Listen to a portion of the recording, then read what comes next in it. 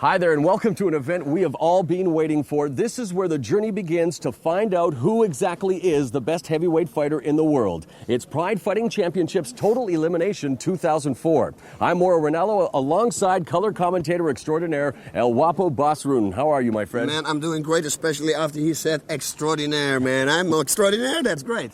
Well, you are simply the best, and speaking of the best, boss, we have 16 of the top fighters on the planet vying to see who is number one in Pride when it comes to the heavyweights, and 3 top fighters who many of the MMA experts and many of the fans who will be filling up the Saitama Super Arena believe will be at the Final Four at Final Conflict in August are heavyweight champion Fiódor Emelianenko, interim heavyweight champion Antônio Rodrigo Nogueira, and the Croatian sensation Mirko Cro Cop. Now, boss, one, of course, cannot discount the talents of their opponents, because, as you know, anything can happen in a tournament of this nature. Having said that, who do you think is the dark horse to win the Grand Prix?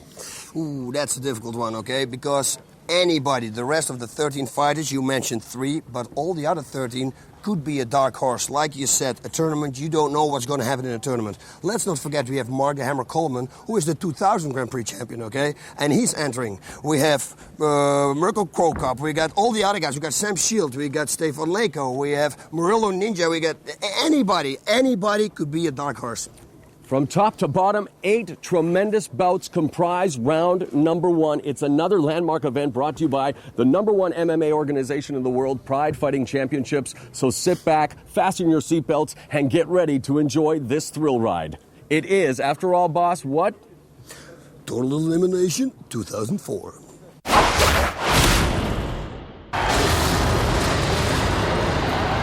Boss Rutten, we are inside the state-of-the-art venue known as the Saitama Super Arena, and this is it, the premier mixed martial arts event of the year. It is Total Elimination 2004, where 16 of the top athletes in MMA are vying to become the Grand Prix heavyweight champion. It's wild. Look at the picture here. Look at the finger. Look at the hand.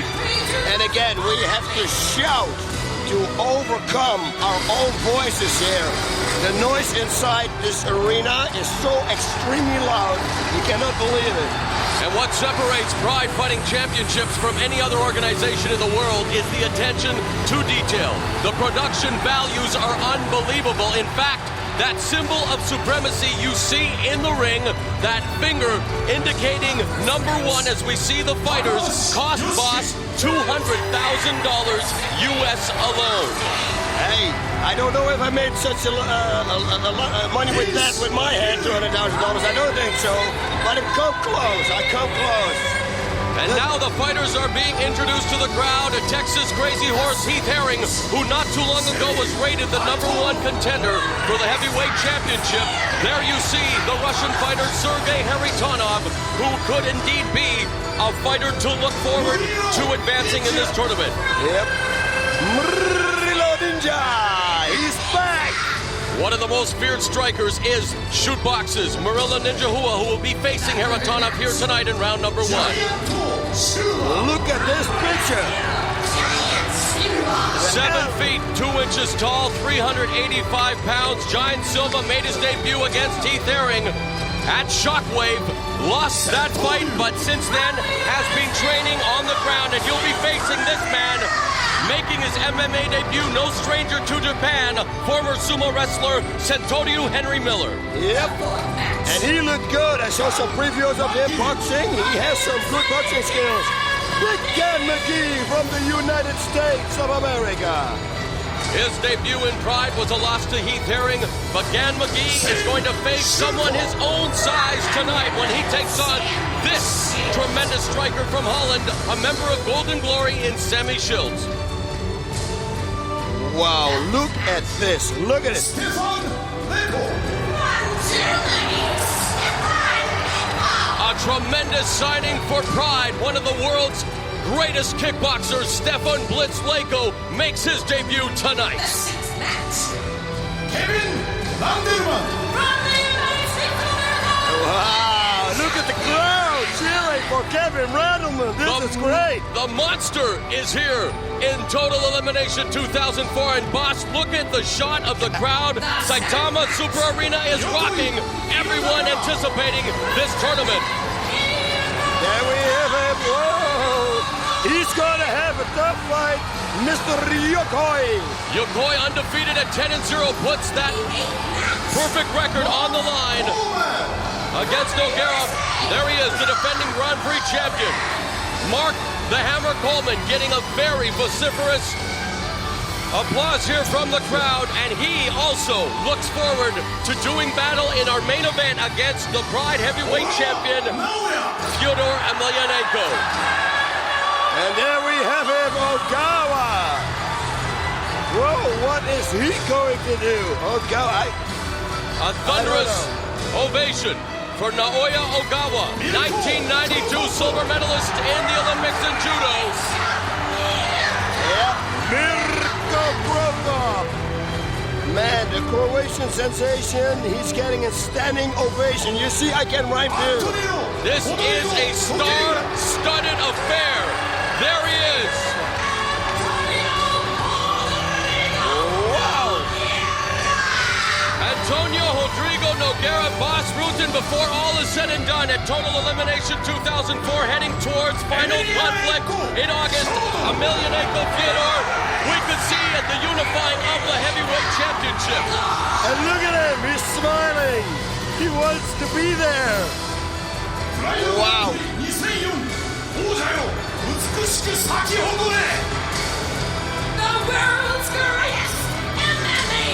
Okay, Marito. It's time to begin, I guess. 16 superstars, each and every one of them want to be the best heavyweight fighter in Pride, and we're about to find out which 8 will go on to Critical Countdown in June. Party on, party on. Whoa! How was your mindset coming into your first round opponent? Well, I'm getting ready to go. Just right now, we're just going to concentrate on this guy. We don't know a whole lot about him. Talking about your opponent, Takahashi, you say you don't know very much about him. Obviously, a pancrase veteran has won majority of his decisions via submission, so is that something you'll have to avoid, taking it to the ground with him? No. I'm not. I think I do have to watch out for some of his submissions, as always, with anybody I fight. But I feel also very confident on the ground with my submissions, so it's not that I'm afraid of that. All right, well, you are one of the more charismatic fighters on the Pride roster. You always have a nice surprise when it comes to the hairdo. Do you want to show everybody a bit of the hair right now? It's not going to look very good right now. You don't want. Well, just give them a little gel, bit. you know? Well, just take a look in the camera. And actually, Heath, why don't you just tell everybody in TV land right now what it's like to take part in the first round, and maybe give them one of your trademark yells from back home.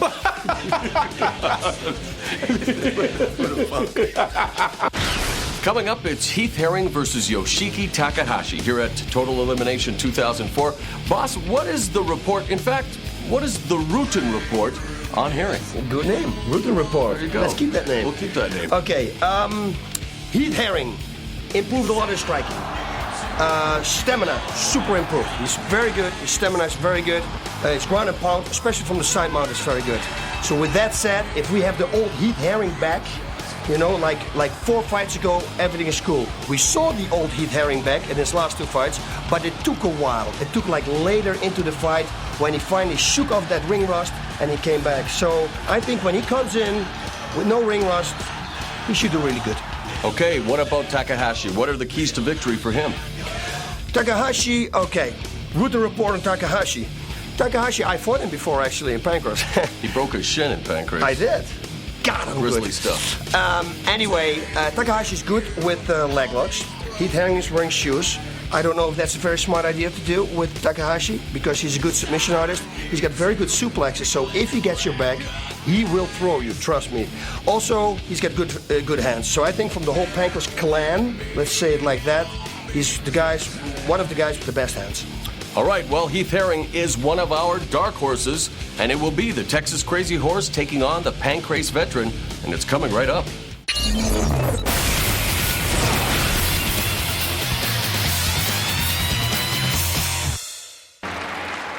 All right, boss, we kick off Total Elimination 2004 with Heath, the Texas Crazy Horse Herring, taking on Yoshiki Takahashi.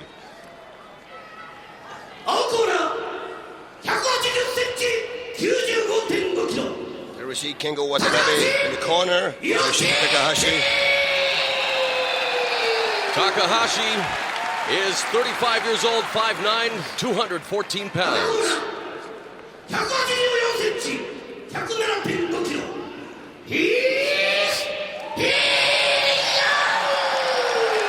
Herring is 26, 6'4", 238 pounds, so obviously at the outset, boss, Herring has the reach advantage and the weight advantage, and we'll see if that comes into play immediately. Takahashi, of course, a Pancrase veteran, the first Pancrase heavyweight champion, while Herring continues to try to rehabilitate his career. It wasn't so long ago that he was the #1 rated Pride heavyweight contender, but suffering 2 crushing defeats at the hands of Mirko, Cro Cop, and Fiódor Emelianenko back-to-back.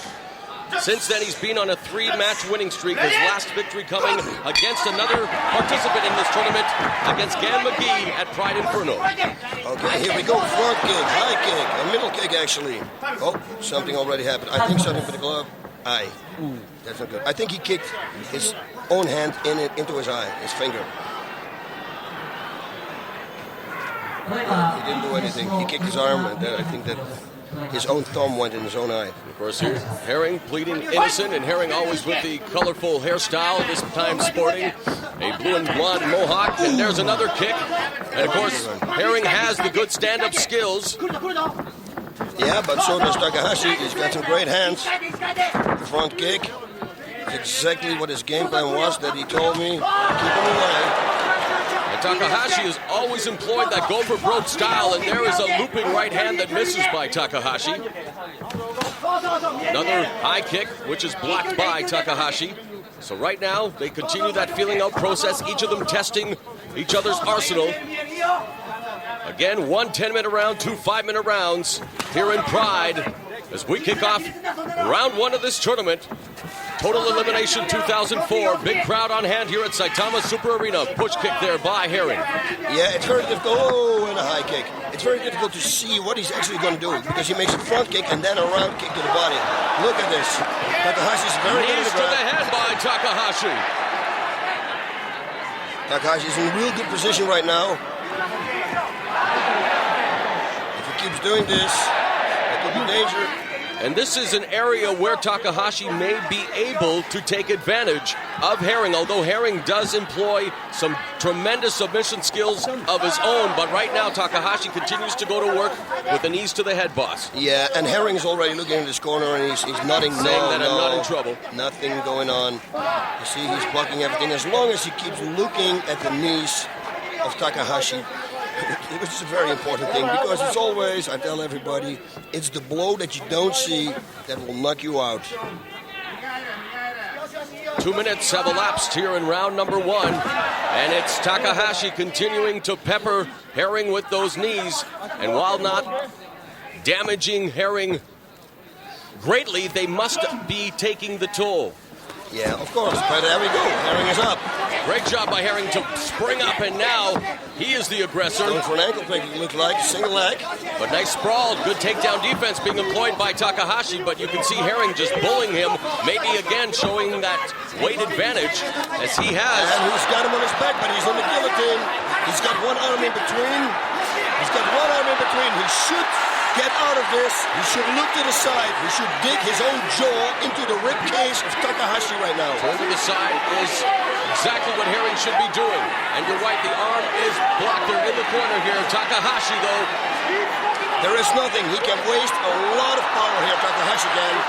There is not a lot. He's out. And he pops his head out, does Herring. And this took a lot of power out of Takahashi's arms.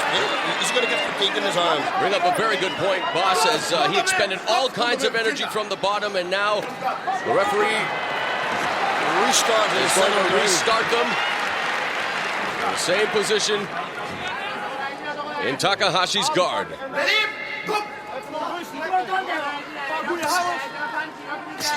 He's already holding an arm, so it looks like he's going to go for an armbar, but he is blazing away with hammer fists. Who says that hammer fists are not effective? Look at this. And as you can see, he doesn't really hit it with the soft part of his hand, but with the bone, you know, with the bone of the wrist. Nice hook right there. And Now going to work on the body is Herring with those left hands. And now one shot to the head. And Herring, busy going downstairs and upstairs, has the high base. Good, he works the body and then goes to the head. That's a perfect combination. A little bit, yes. Mix it up with right There's some straight hammer or hammer strikes, fist. or hammer fists, and call it any which way you want to, boss. Takahashi calls it pain at this stage of the game. We are into the 5th minute of round number 1. And it's been a seesaw battle, but now it's Herring on top in the guard of Takahashi, and he'll try to pass this crank somehow, or maybe go for the can opener. Yeah, he tried the can opener there, but he's fighting against Takahashi. He knows all the submissions. Can opener is easy to escape. You just have to switch your hip to the side, to the left, or the right, and it's off. Takahashi comes into this fight with a record of 26 wins, 17 losses, 3 draws, a veteran at Pancrase, making his first appearance in Pride. Heath Herring, of course, a Pride veteran, his 15th appearance with a record of 10 and 4. Yeah, and as you can see, this is not the Heath Herring we saw in the last 2 fights. He's going right away from the back. Bang, the bell rang, and he's starting. And this is the Heath Herring that many fans will remember a couple of years ago in that thrilling title battle. Oh, and he said this is it. Heath Herring is just knocked out Yoshiki Takahashi With a back fist, with a hammer fist. And Heath Herring dispatches Yoshiki Takahashi in round number 1. A game competitor was Takahashi. And there we have it, boss. At 4 minutes and 53 seconds of the first round, the Texas Crazy Horse, Heath Herring, has advanced to the Elite 8 at Critical Countdown coming up in June. And you know what? I spoke to Bas Boone, the manager of Heath Herring, and he told me this fight is not going to pass 5 minutes. He just going to KO him within the 5 minutes. That's what he told me this morning. You know what, boss? We talked about Heath Herring coming off those crushing defeats last year to Mirko, Cro Cop, and Fiódor Emelianenko, having to rehabilitate his career, and he's done it now. This are 4 wins in a row, this one being his most impressive outing yet, and where it counts here at Total Elimination 2004. Yes, and as you could see a few moments ago in the ring, all the doctors are on Takahashi. It's always about the safety of the fighters. We have like 1, 2, 3, 4, 5, 6 doctors in the ring, and they all take him out. So there's nothing special going on. Here, shake hands. Everybody happy now. I don't think one is not so happy as the other one. Takahashi's face looks the worse for wear, but he is standing and walking out of the ring under his own volition. Good to see the Pancrase veteran making his Pride debut, unfortunately losing to Texas Crazy Horse Heath Herring. But for Heath Herring, my goodness, what a great start to this road to the Grand Prix Championship at Final Conflict in August. Yes, indeed. Look at this. Look at the replay. Bang. He's got him here at the guillotine, but the arm is in between. And like we always say, once the arm is in between, there is not really a choke. So there's not really something going on. But and now you see him dropping those hammer fists. Watch. Pounding away at the face of Takahashi. Doing a good job, actually, boss, of going upstairs and downstairs. Shots to the body, but right now just simply... This is the one. Stunning Takahashi with that shot. Yep, those are the ones. Look at this. He was stunned, like you said, and then a couple of more. Those are the ones that do the trick. They will land and finish the fight. So Texas Crazy Horse Heath Herring, the first fighter here in the first bout to advance to Critical Countdown, June 20th, here at the Saitama Super Arena. You're normally 200 pounds. That means you're a middleweight, but you decided to enter the heavyweight division. Why is that? That's because I wanted to represent my academy in Pride's heavyweight tournament, and that is why I decided to be in it. I hope to win it all and put on a great fight. What do you think of your opponent? What do you did you watch his tapes? Did you see him fight before he was fighting in Pride? I think he is a very good fighter in throwing and also very good in submissions. But in Shootbox Academy, we train for everything. So we are very prepared for any kind of situation. The vaunted Brazilian shootbox team is about to square off with the Russian top team when Murila Ninja Hua takes on Sergei Haritonov. Boss, you know what it's time for. The Rutan report. Yes, and we'll begin. On who do you want to have it? We'll begin with Hua. What are going to be the keys to victory for this great striker from Brazil? Okay, keys to victory. Let's give him a little report first. Great stamina, great striking, great submissions, good takedowns. He's got the whole package. He's the lightest of the bunch, but with that comes that he's going to have a lot of stamina, like he showed in all his fights. All right, so I think the key to victory here for him is stay out of submissions, in the first round especially, and make your opponent tired, because he's so young and his stamina is so good. He's got to make him tired so he can give the death blow in number 2 or round number 3. All right, Sergei Haritonov, we've seen on 2 different occasions here at Pride, and yet, even though he's been victorious on both counts, he remains a bit of an enigma, boss. It is, and you know why? Because he didn't really fight high-caliber fighters. And Murila Ninja, he did fight high-caliber fighters. I mean, come on, he pretty much fought everybody. So we don't really know what Sergei is made of. We know that his submissions are really good, but can he submit Murila Ninja? I don't think so, but you never know. We never saw him strike, so we don't know if he's a striker. It's a big question mark here for Sergei. But if I have to go, I would say Murila Ninja is going to win this fight later in the fight. Well, we're both looking forward to this one, and it promises to be an all-out war, and it's coming up next.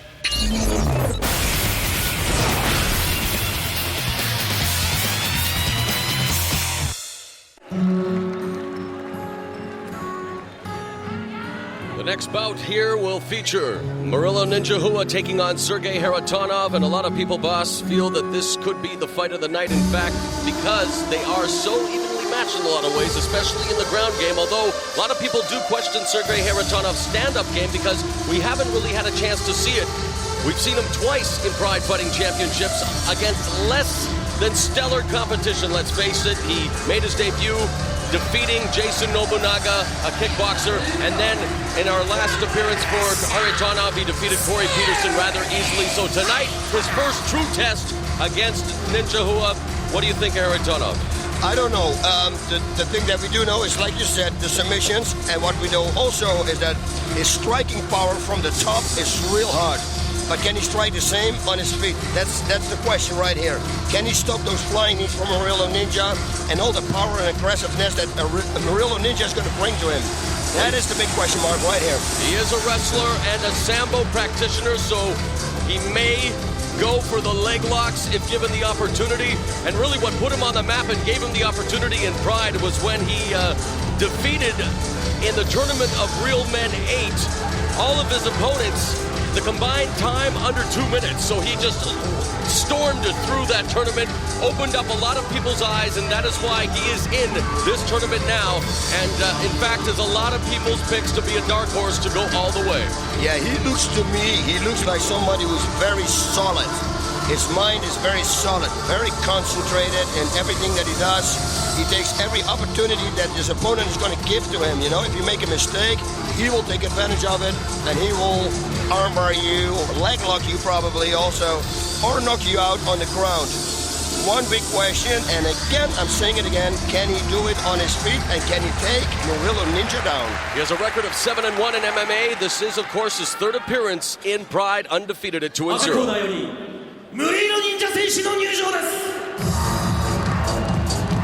And representing the vaunted Shootbox Academy of Brazil, Murila Ninja Hua, who has been absolutely on fire as of late here in Pride, boss. Wow, I listen to this music. I love this music. This is the house that we have in Holland, ladies and gentlemen. And look at the siding. Look at this, the setup, the place. It's unbelievable. Let's see how he comes out. Oh, not with a ninja suit this time. And Hua, indeed, as we allow the best announcer in the game to do her thing. Let's listen. She did her thing right there. Okay. All right, Hua is her, of course, a very well put together fighter, Brazilian Jiu-Jitsu grappler, Muay Thai, and a lot of people will tell you that if you want to be successful in MMA, the best two components to possess are BJJ and Muay Thai. And this guy has all the tools. He's got all the tools, and you have to add one more thing, and that is stamina. And that's one thing that this guy has too. He will go. He's like an Energizer bunny. He will keep going and keep going. He's coming off back-to-back wins over Alexander Otska and Akira Shoji here in Pride. And he's also tasted defeat, which many fighters will tell you can be a good thing, because from a loss, you learn never to make the same mistakes again. And this guy is very focused, very determined, put on over 20 pounds to make this tournament. And you know that he is, of course, in the same camp of our middleweight champion, Wanderlei Silva, who will be in the corner tonight, and he wants to be a champion as well. Having said that, he will never face Silva for the middleweight championship, put on the necessary weight, and he would like, of course, to advance to final conflict in August. As you can see, Wanderlei in the background there. Gorilla Ninja Hua, Sergei Haritonov. This should be a barn burner. Yeah, you know what the good thing is? If Wanderlei Silva is preparing himself for a fight, he would like to spar as much as he can with Murillo Ninja, because he says he's the toughest from the whole academy, together with Shogun, of course. But if I can come with him, everything's going to be okay, if I can keep up. Look at the finger. 195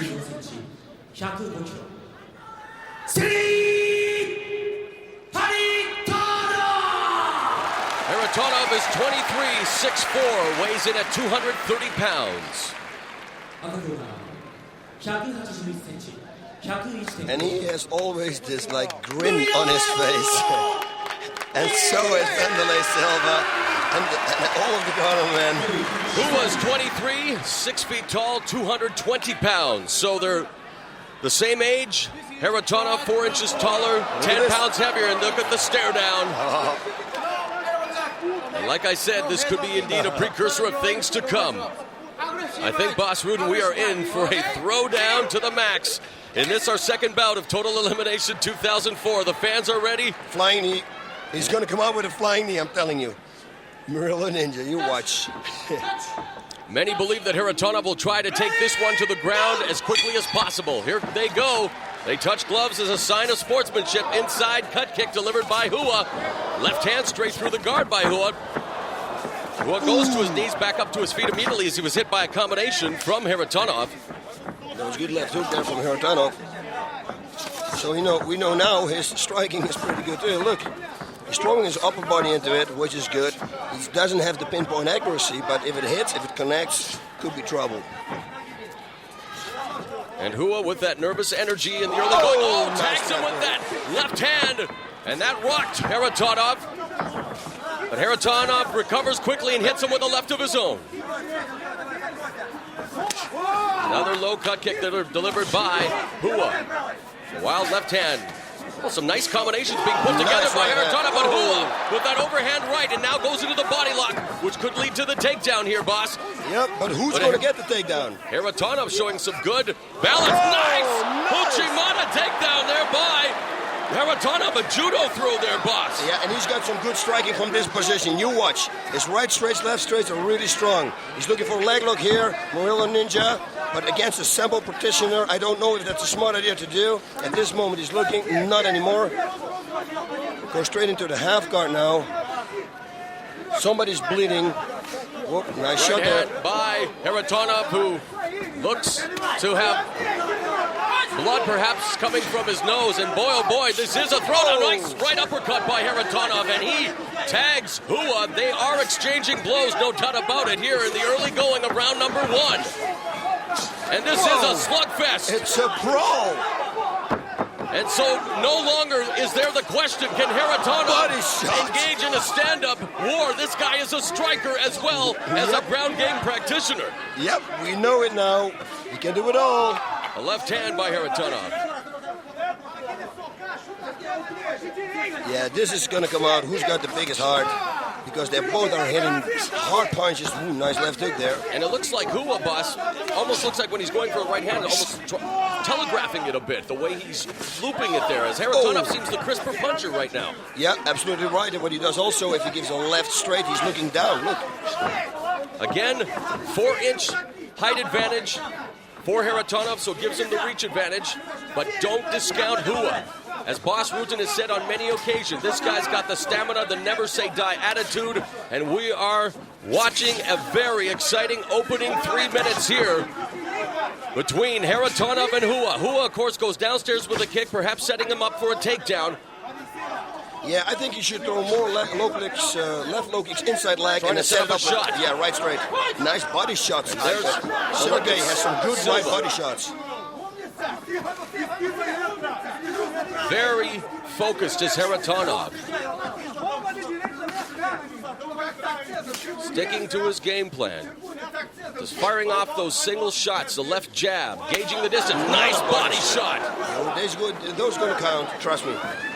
That could take away the stamina that I was talking about.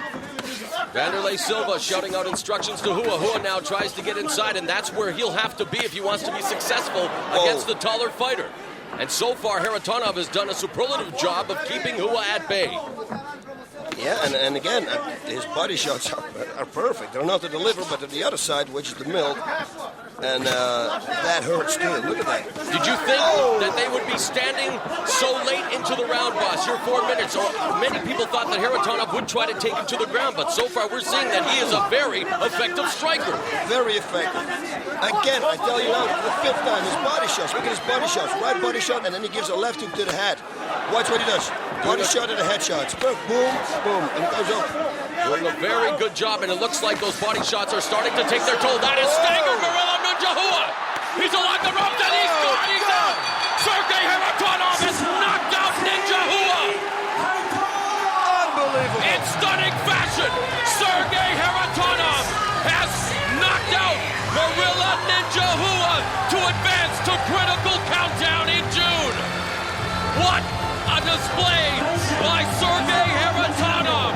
We knew that he had effective submission skills, but this guy is an awesome striker, boss. Wow, and he took some punishment in the beginning. Look at him bleeding, but it didn't mean anything to him. He stuck to his game plan. He had the more crisper punches, the body shots with the left hook to the head, right body, left hook to the head. Very impressive. And he did it 39 seconds faster than Heath Herring at 4 minutes and 14 seconds of the opening round. Sergey Haritonov vanquishes Marilla Ninja Hua. There he is, your winner here at Total Elimination 2004. Boss, take it away. The right hook, and that right hook did it. And you know why? The whole fight, he was setting it up with right hooks to the body. And Marilla Ninja thought it was going to be a right hook to the body, and suddenly he gave a right hook to the head. You see? He's setting him up nonstop. Body, body, body, body, and at the end was one right hook to the head, and that was the one that closed the deal. Now, boss, as we continue to look at the replay, that vicious right hook there, and another straight right that staggers Hua, and that left really put him down on the button. To be fair to Ninja Hua, he had to put on 20-plus pounds to enter the tournament. He is a glorified heavyweight at this stage. He has 4 inches of a disadvantage in height, 10-pound disadvantage here. Not to make excuses, but Sergey Haritonov was just too much to handle on this night. Yeah, way too much. His punches were good. They were getting better and better as the fight was progressing. It was unbelievable. Everything was right on the button. I love, again, a million times, ladies and gentlemen, you're going to get sick of me, but you know me, the body shots. That was the trick. You know, body, head. We said that Sergey Haritonov was a bit of an enigma. Hey, the secret is now out. Sergey Haritonov is going to be a force to reckon with in this tournament. He is your winner here at Total Elimination 2004.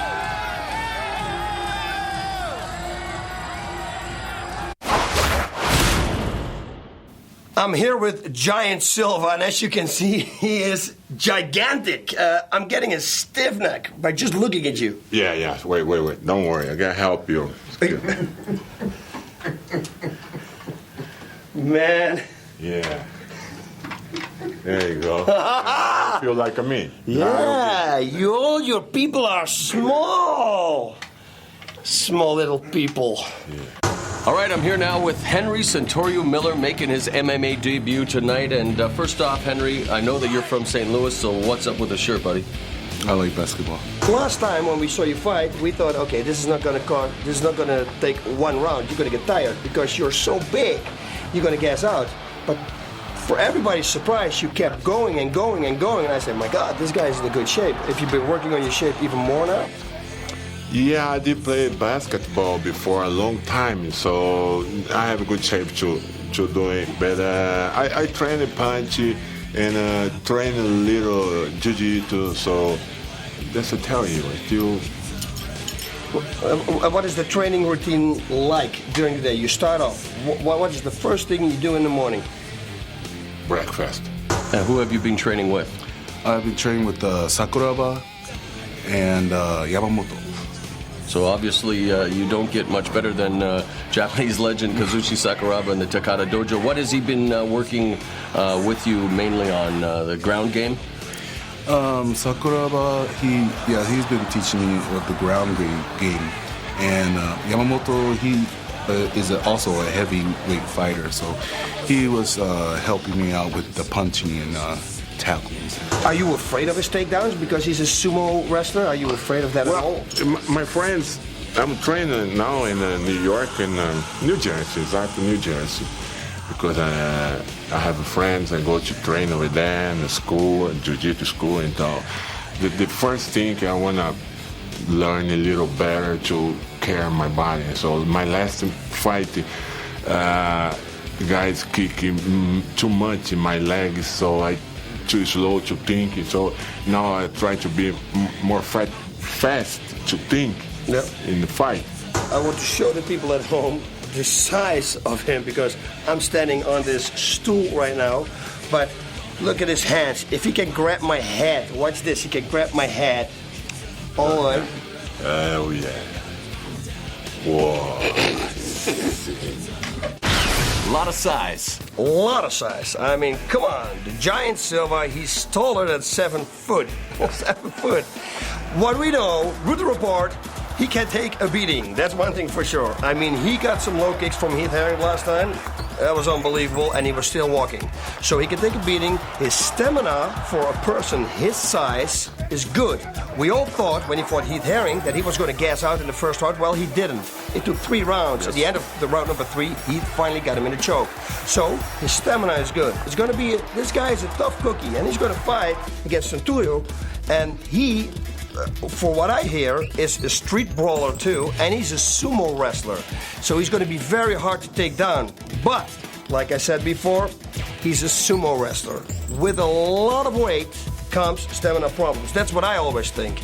And to step into a ring and coming from sumo wrestling against mixed martial arts, all the sumos that we had till this far didn't really do good. But him, because he's a street fighter, might do really good. This is the total question mark for me. I really can't tell who's going to win this fight. The bigger they are, the harder they fall. Henry Miller is making his MMA debut. Giant Silva, it's our second look at the over 7 foot giant, and this should be an entertaining thriller. Let's go to the ring now.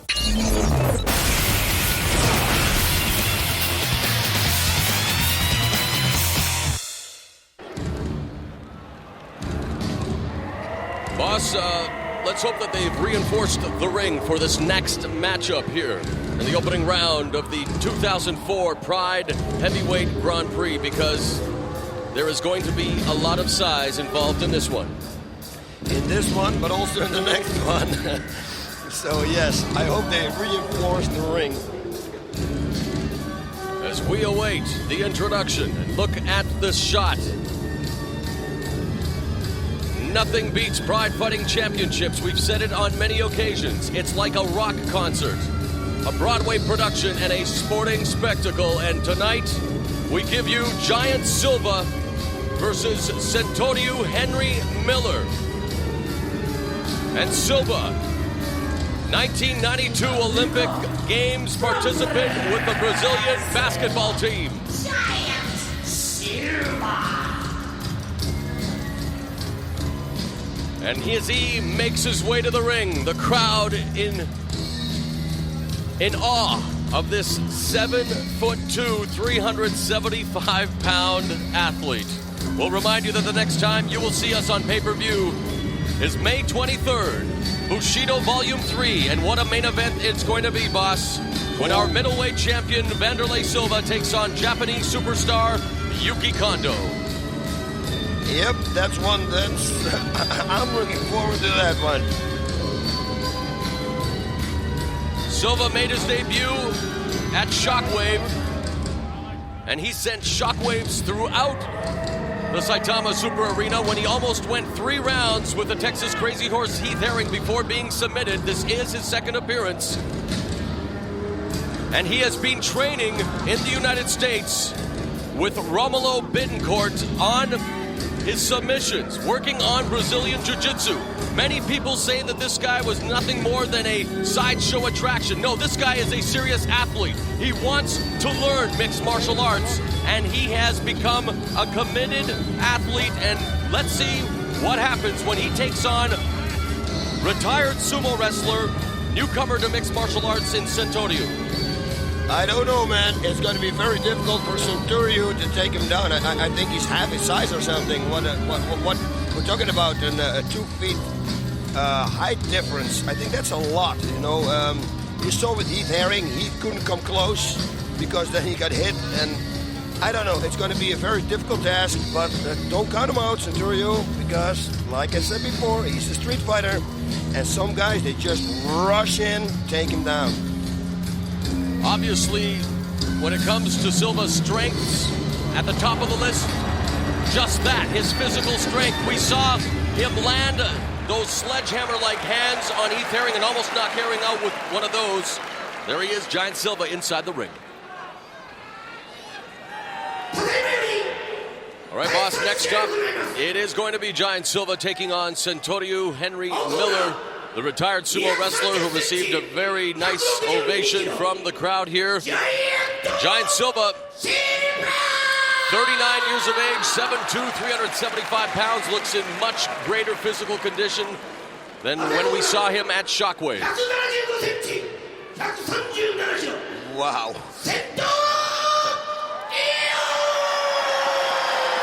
Centaurio is 34, 5'10", 300 pounds, making his MMA debut here tonight. And look at that, the sumo stance, the sumo sit down, however they call it. Henry Miller, a native of St. Louis. Oh, look at the difference. Half Japanese on his mother's side, retired February of this year from sumo. Wow. And there you see the visual. And look at the referee. There's a very famous sumo wrestler. A lot of sumo stars here on hand to support Centaurio in his debut with pride. I bet you he's going to run in. Look. He has to. He's got to come close. Centaurio's got to close his distance, otherwise it's very, very dangerous.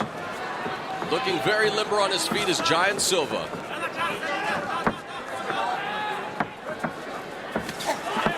This is what he should do. Exactly, he's got a single leg now.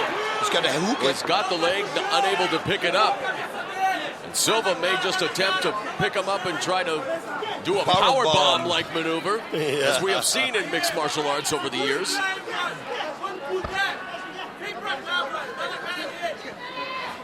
Yeah, he should hook his right leg behind the knee now. Try to take him down. But this is a safe distance strength to fight. This is not good. He goes around his neck. Oh, he could get the guillotine right here. Good.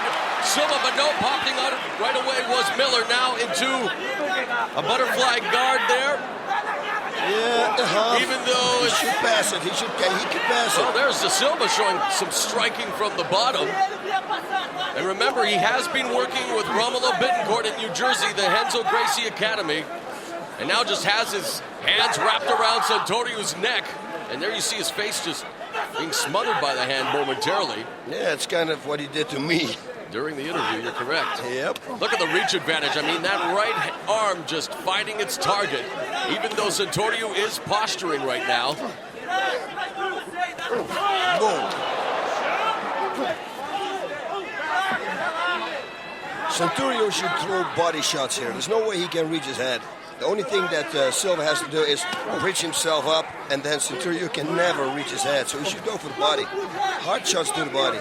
Fake something to the head, and then go for the body. Well, he was able to accomplish what he wanted to in taking Silva to the ground. Now with the lefts and rights to the body, as you suggested, boss. So really, how do you think he has to pass the guard here, though, boss? I mean, not being very limited in his knowledge of the ground game. Can he power his way out, being a compact sumo wrestler? No, as long as Giant Silva holds his feet together, crossed, I don't think he can get out. And then, conversely, Giant Silva with those gigantic legs, can he maybe squeeze his way to a submission victory here against Centurio? I actually always thought about that, to do that every day for like 20 minutes, squeeze the bag in between your legs, and then see if you can do it in a fight. Now he should pass. He should pass. He's got the and Silva may even, he's got long legs trying up kick here. Now he's trying to pass to cross-side position. Centurio's got it. That's a good position for him.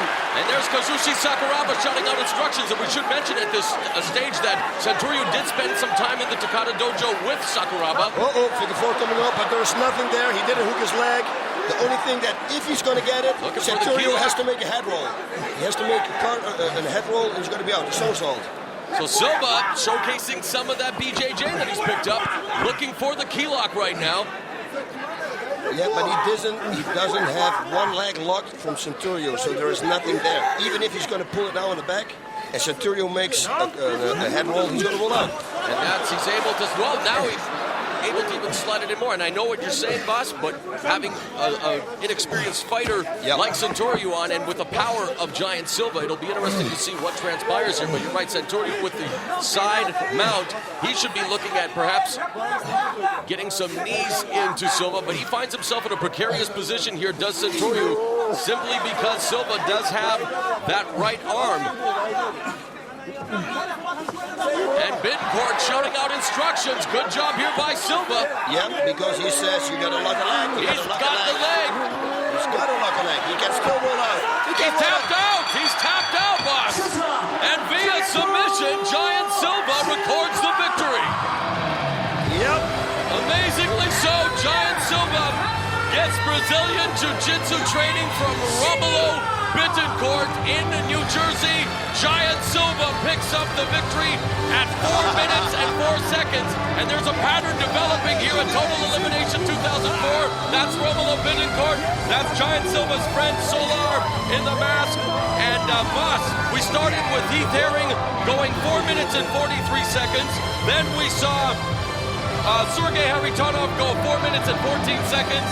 And now we have Giant Silva go 4 minutes and 4 seconds before he submits Centurio here at Total Elimination 2004 via the arm lock. And Giant Silva is victorious and on his way to critical countdown. Meanwhile, the sumo contingent here disappointed. Nevertheless, a game effort by Henry Miller in his debut. But Giant Silva evens his record, and you have to give props to Silva, boss, in taking his MMA career seriously. He's in way better shape than he was in Shockwave. Studying Brazilian Jiu-Jitsu. Let's go to the replay, boss. Okay, here we go. He had the takedown. It was perfect. He should have bashed the guard here right away. Did a half guard, did a half butterfly guard. They were throwing bombs. Yeah, what can you say? Everybody at home can see the same thing. Yeah, Centurio, if he would have trained more on his ground game, he could have known that he simply has to make a head roll right now and he's out, you see? Yep, but it was the Kimura giving Giant Silva the victory. And the big man continues to chase his big dreams here at Pride. And for Centurio, Henry Miller, a disappointed look on his face. But for Henry Miller, perhaps more training, boss. He is a strong man. Oh, yeah. Just needs more education. Hopefully continues to work with the likes of Kazushi Sakuraba. He'll be back for another day. And this is what Pride is all about, giving fighters from all kinds of disciplines the opportunity. And Henry Miller, again, a native of St. Louis, A man who was the most successful sumo wrestler not to hail from Hawaii in the United States. Making his debut, but this guy, Giant Silva, color me impressed, boss. He's got a very affable personality. As Romulo Bincourt stops by the broadcast booth, shakes our hands, he's very pleased with his protege. But Giant Silva, a great guy, and you got to feel good for the Giant from Brazil. I got to feel really good for the Giant, and I am feeling good for him. But you know what? The next fight is going to be Schilt and McGee. And I would really like to see the winner between them fight the Giant Silva in the next round. That would be like a real big fight. That would be very interesting. And you know what? Give the Giant 2 more months of training, and it would be interesting to see what he could do against the likes of McGee, who fought for the UFC heavyweight title, and Semmy Schilt, who is a world-class fighter.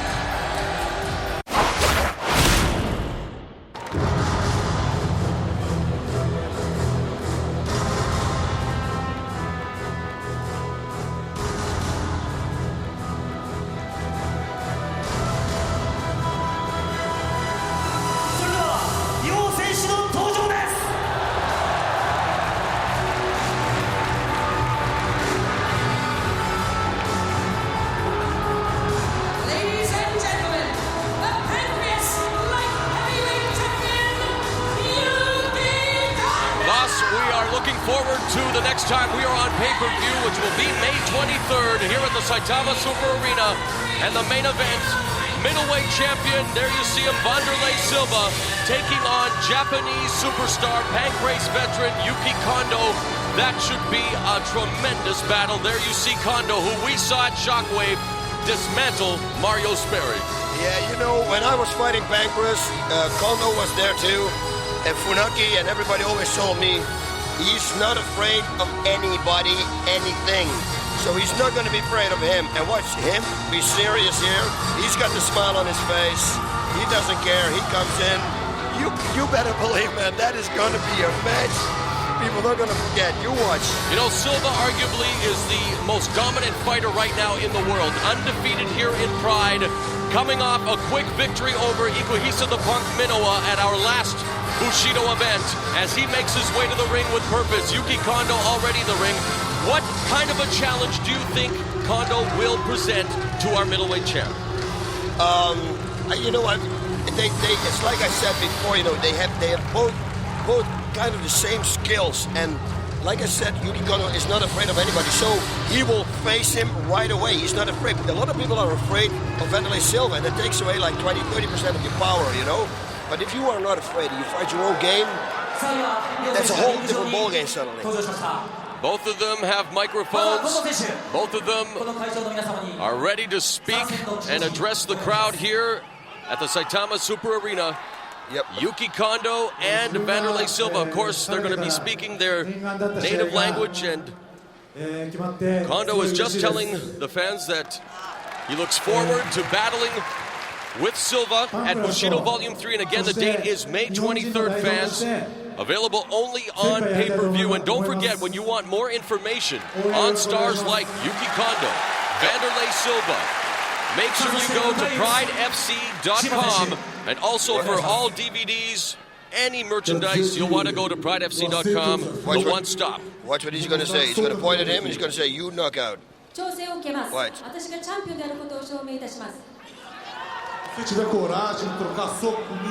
And as Silva now has a microphone, we can tell you that thanks to our translator, that Yuki Kondo told the crowd that he wanted this fight for a very long time. He's promised that he's going to do his best, and he wants the fans to support him. Look at Kondo. Kondo has there's no fear whatsoever. I'm telling you.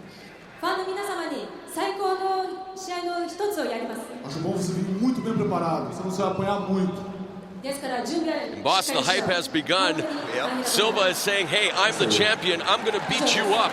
This is my ring. So Silva has laid down the gauntlet, and look at this. The stare down has begun. Yuki Kondo not giving a quarter here, my friend. He's not afraid of Wanderlei Silva. Not at all. And Silva has told him that he should be ready to be beaten up again. My friends, this one is going to be very, very entertaining. Vanderlei Silva, Pride middleweight champion, Yuki Kondo, Japanese superstar. It is the main event, and the only way you can see it, of course, is on pay-per-view Bushido Volume 3 coming up on May 23rd.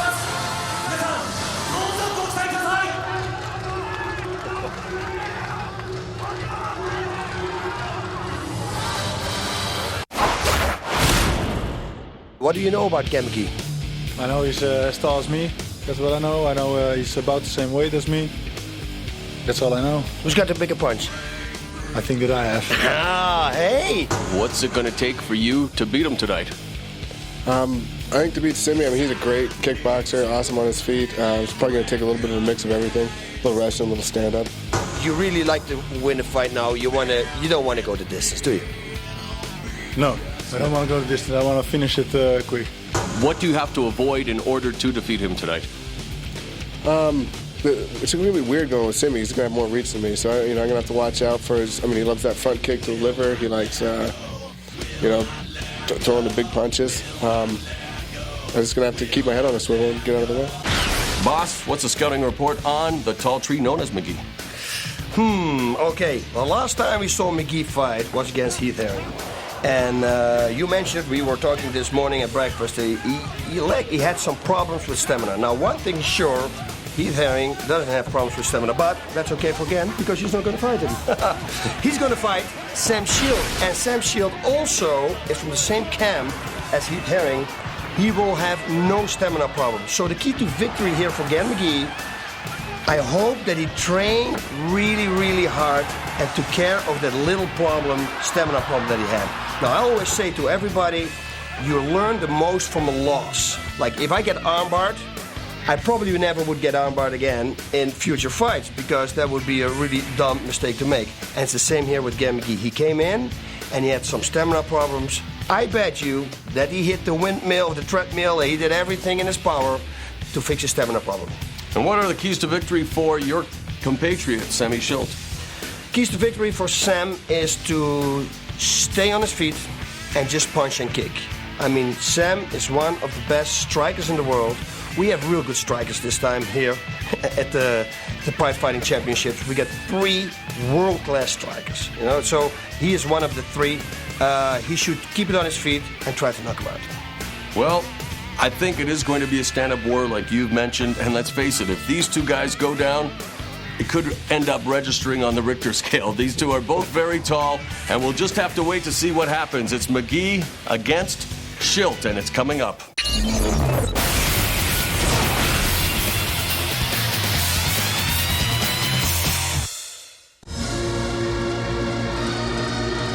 All right, boss, we await the next 2 combatants here at Total Elimination 2004. It's going to be another super-sized affair, if you will. Yep. Semmy Schilt taking on Gan McGee. I don't know about this, man. This is going to be like combined 600 pounds, something like that, in the ring. Like I said before, I really would like to see the winner of this fighting Giant Silva. Blue corner. From the USA, McGee coming off a loss to fellow tournament participant and already a winner tonight, Texas Crazy Horse Heath Herring at Pride 27 Inferno. He says that his stamina is much improved, and that was something that was evident against Herring. His conditioning wasn't the greatest. Yep, you're absolutely right. And but like I said before in the pre-interviews and everything, I know that once you make a mistake like that, next time you won't make that same mistake. So he has been working on his stamina a lot. And let's hope that he's right, because Sam Schilt always is in an impeccable shape. He was a IFC 7 heavyweight tournament champion. Also, something that you know a lot about, a Bas Rutten Invitational veteran. Of course, trains with UFC star Iceman Chuck Liddell, who will be in his corner tonight. A submission wrestler and kickboxer, wrestled at Cal Poly, and also had a UFC heavyweight championship match with Tim Sylvia, losing that at UFC 44 undisputed. But tonight, he will try to defeat Semmy Schilt. And he likes to stand up, not a bad striker. And his victories have come via referee stoppages, the majority of them, boss. Yeah, you know what?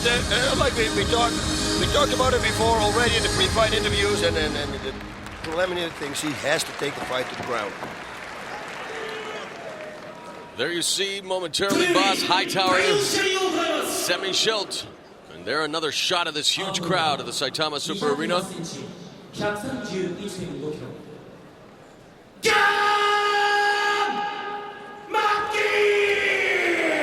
McGee is 27, 6'10", 295 pounds. That was a good pronunciation from the referee, by the way. Let me see how he's going to do this.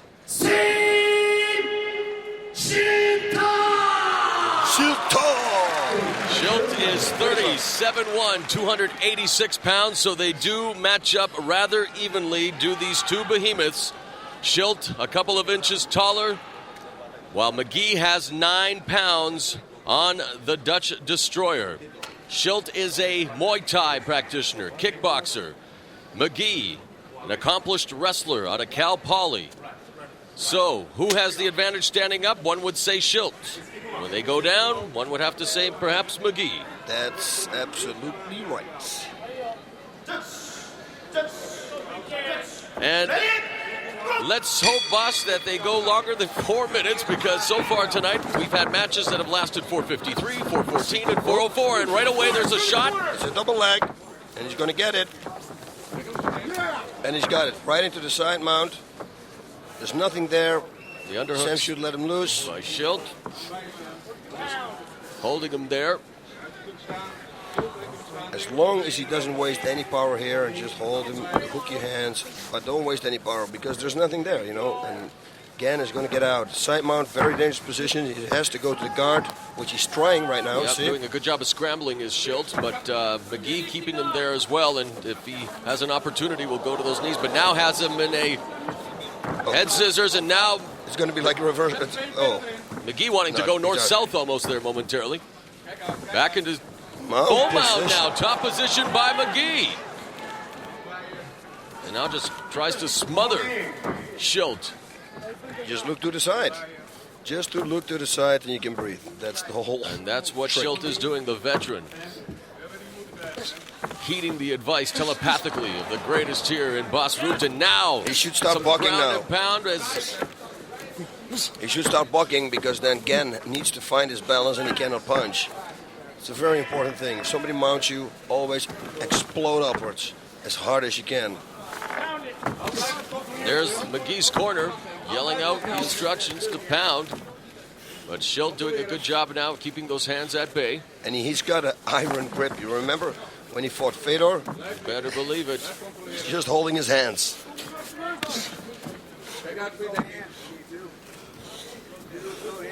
There's some bucking attempts there by Schilt. Yeah, but it's not explosive. Not very explosive bang, at all. Bang, bang. You know, it's like pushing up. It's going up. Yeah, I don't want to go into it. There's a hammer fist from the side. Yes, side hammer fist there delivered by Schilt, and McGee already with some blood trickling from the nostril. Not too much going on now as Schilt just busy trying to avoid being punched from the top position. McGee still at the mount looking for the knee on the belly there perhaps, but no, now he's being brought down by Schilt. And Schilt now is just going to be content, I'm sure, to keep him like going for the key lock now looks like is. Yeah, but from a mount you cannot do anything with the key lock. He should just start walking up and try to escape the mount. This is nothing. You got to get out. This is like laying it as a bag on the floor and there's nothing you can do. Very close to some laying and praying going on here.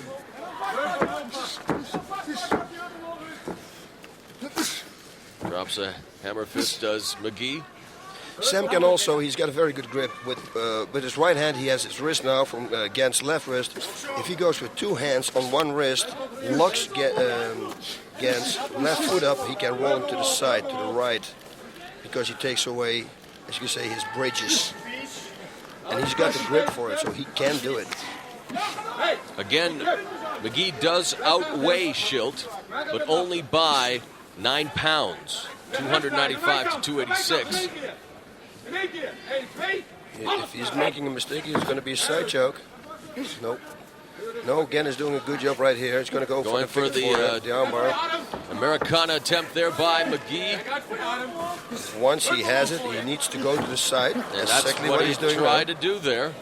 Blood really starting to flow now from his nose, which of course is not a dangerous. This is what I just wanted to say.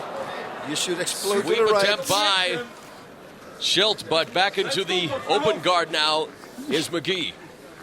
So from here now, it's some good striking by Schilt from there as McGee comes back up to his vertical base. He could try to put his feet on his hips and then push him away. Not like Yuki Kondo did. I'm sorry. Oh my God! At the time I make the mistake, but it's because Yuki no Kondo is in my head. With that sweeping left kick did Schilt, and if he would have made contact there, we could have had more damage done to the face of McGee. But back into that open guard is McGee, but now it looks like Schilt's doing more damage from the bottom here, boss.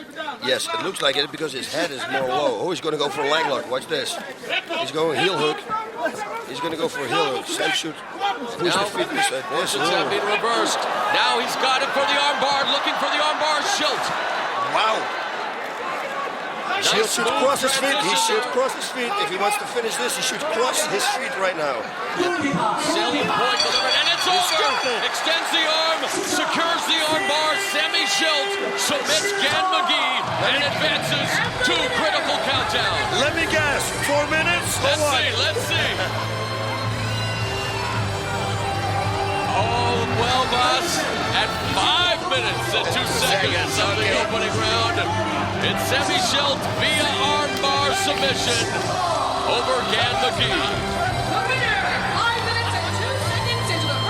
Wow, look at the replay. Perfect setup. Nice. Pushes his head back.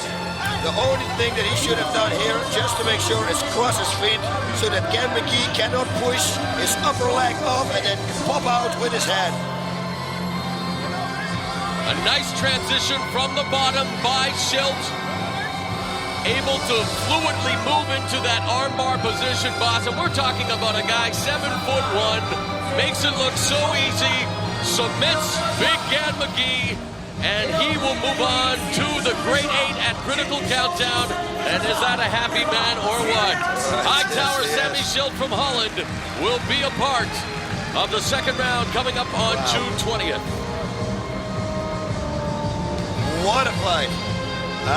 Two big guys. So now Sam Schilt, that would be great if he's going to fight Giant Silva in the next round. Can you imagine that? Would it be a very interesting matchup? Now, boss, we saw Gan McGee early on in that round with the top position, the mount. What should he have done differently? I mean, it was some good defense from the bottom by Schilt, but Gan didn't really have any effective ground and pound whatsoever. He should have started hammering away, first of all, because Sam was not blocking, and then he should have gone to side mount. Side mount is the position that you can do pretty much anything. You can go for Americana, you know, for a figure four, you can go for leg locks, you can do anything, knee rights. There's a lot of things that you can do for a side mount position. But he didn't do it. He stayed on top of him and he stayed the mount. A lot of people overestimate the mount. They say, oh, the mount position is a great position. It's not. It's an easy position to escape, and there's nothing that you can pretty much do from it. And we've talked about this off the air. You are a big proponent of cross-side position, or side mount, if you will, instead of the mount. And so, again, maybe expound on that just a little bit more. Why do you prefer side mount instead of the full mount? The full mount is not really a thing that you can do. Like I said, you can start punching, and then when the opponent is on the bottom and he starts blocking, what happens is you have to find your balance so you can't punch. It's like bull riding, you know? You can't find your punch, your timing. So with a side mount, a lot more weapons for someone like you and for fighters. Okay, well, we'll move on here. Total Elimination 2004, more action coming up. I'm joined by the newest addition to Pride Fighting Championship, Stefan Blitz Leko. And Stefan, the first question, of course, is how does it feel to be a part of the #1 mixed martial arts organization in the world? Okay, this is for me the debut in the Pride, and I'm very happy about that. And I think we will make a very good fight. I'm stand-up fighter normally, and but I used the last 2 years training a lot on the ground.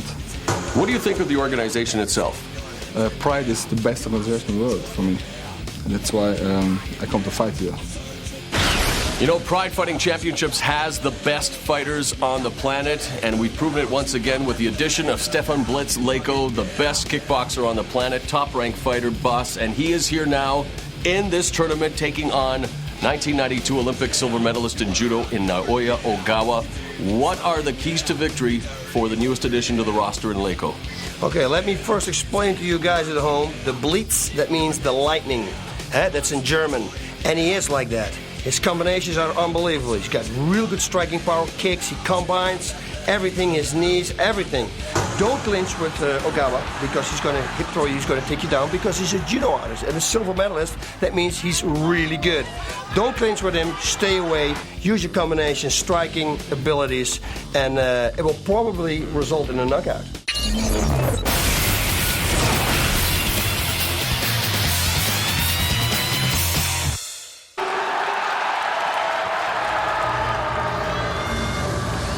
What separates the sport of mixed martial arts from a lot of other sports is that there is respect after all is said and done, after the battle is over in the ring. But here at Total Elimination 2004, the opening round, this is the closest I think we will come to a grudge match.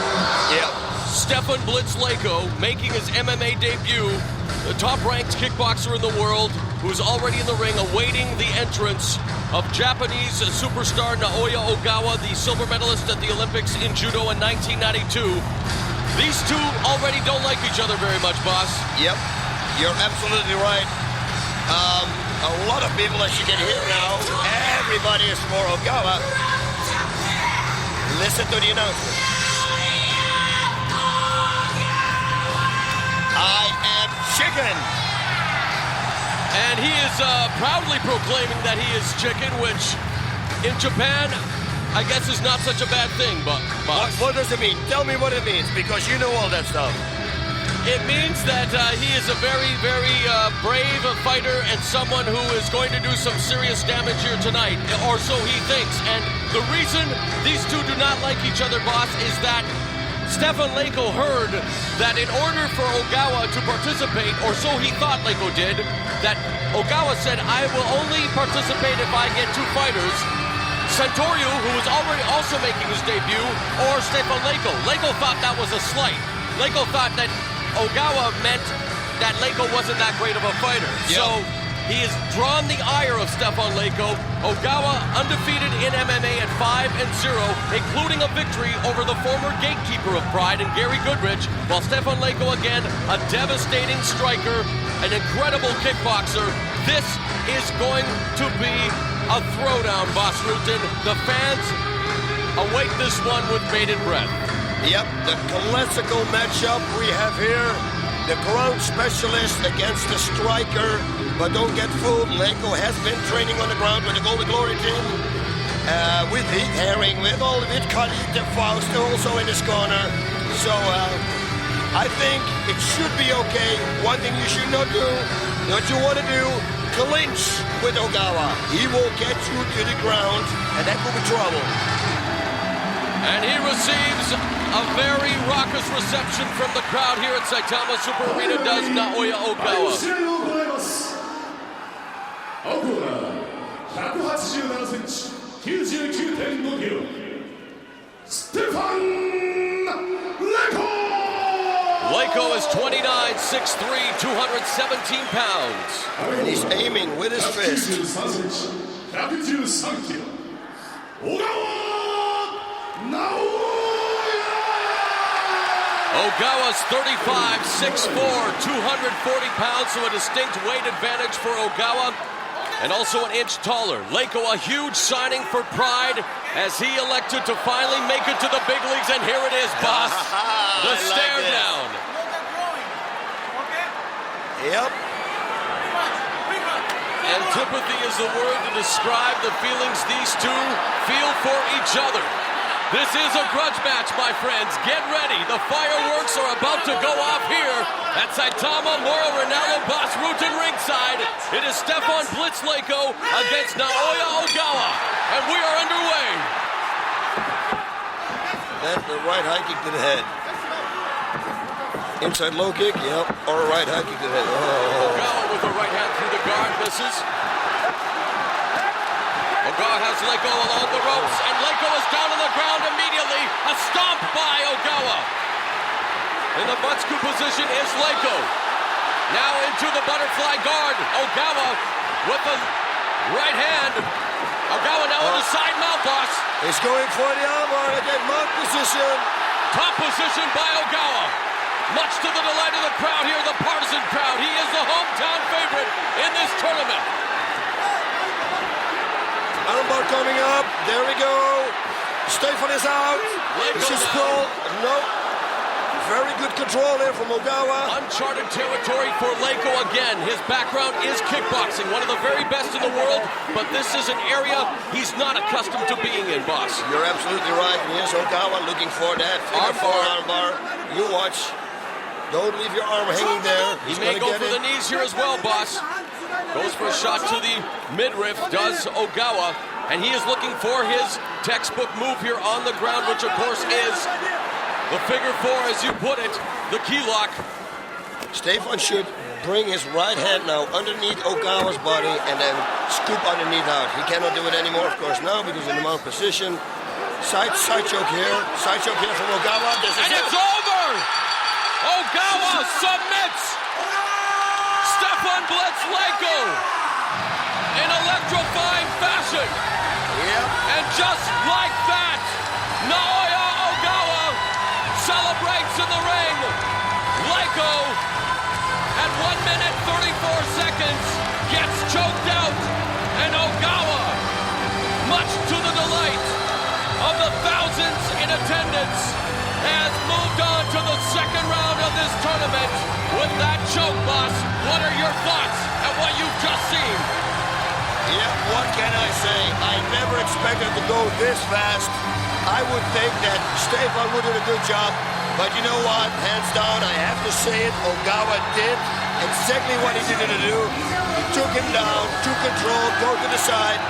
Now, he didn't stop. He did a good... Yeah, he fought a perfect fight.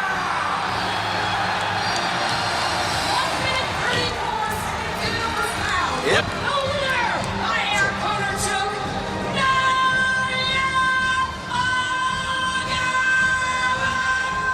Boss, what does this mean about what does this tell us about the evolution of mixed martial arts, where a single discipline, like a kickboxer, can no longer, no matter how good you are, let's face it, Stefan Leko, the best in the world at what he does, you can no longer come into an organization like Pride and not have some other training like the ground game, like Brazilian Jiu-Jitsu ground, because someone like Naoya Ogawa with the judo training, with the ground game, can put you out in 1 minute and 34 seconds. It is telling, to say the least.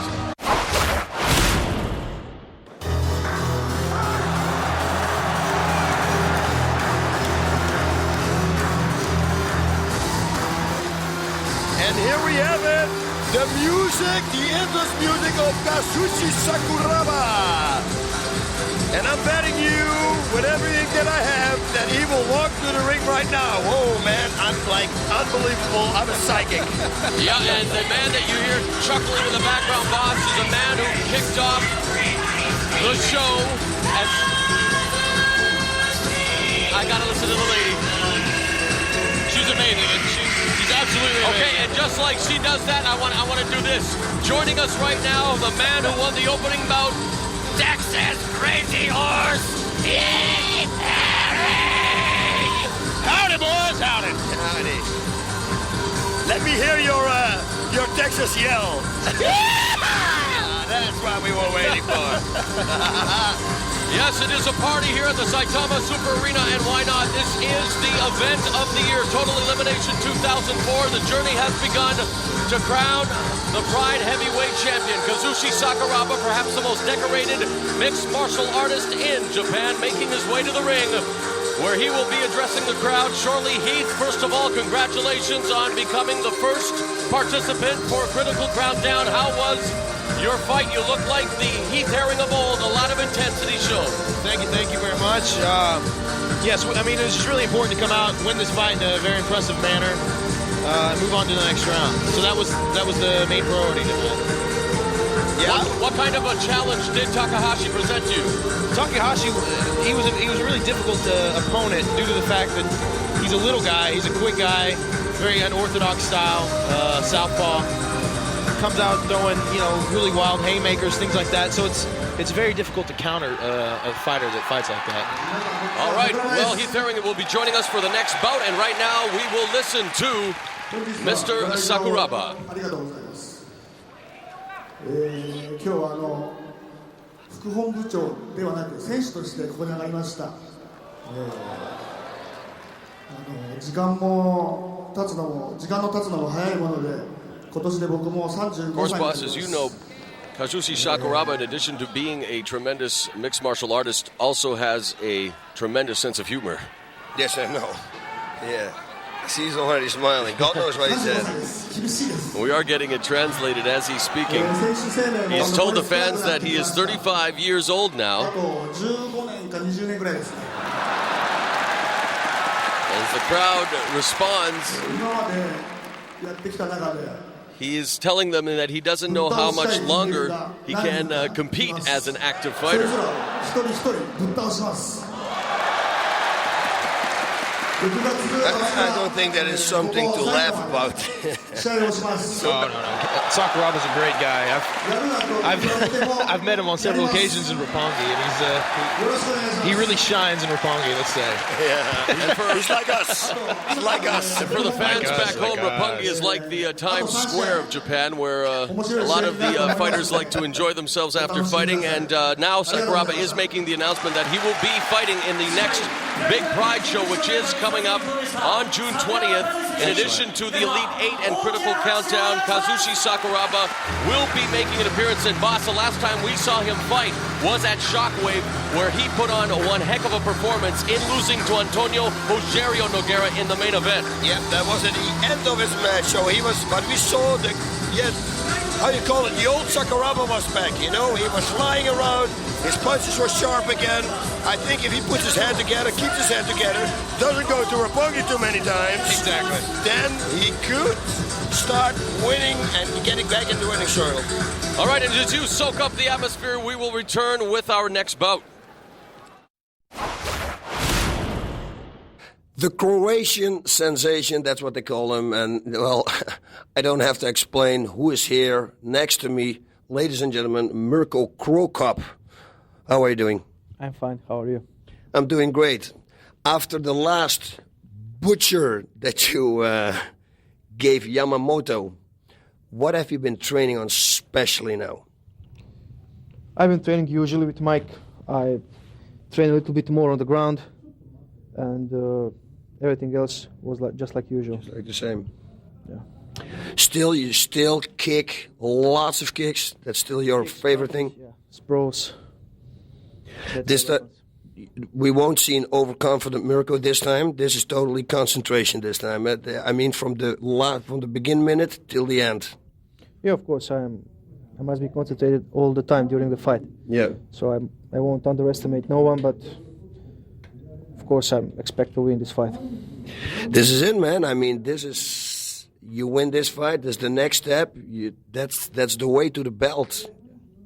Well, it's my dream. I'll give my best. Yep. I'm concentrated only on to taking the belt, and there are many good fighters here, but I will do my best, and I hope I have quality enough to take the belt.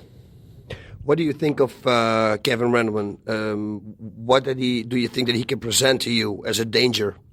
Well, he has the most dangerous things from Kevin is that he has nothing to lose.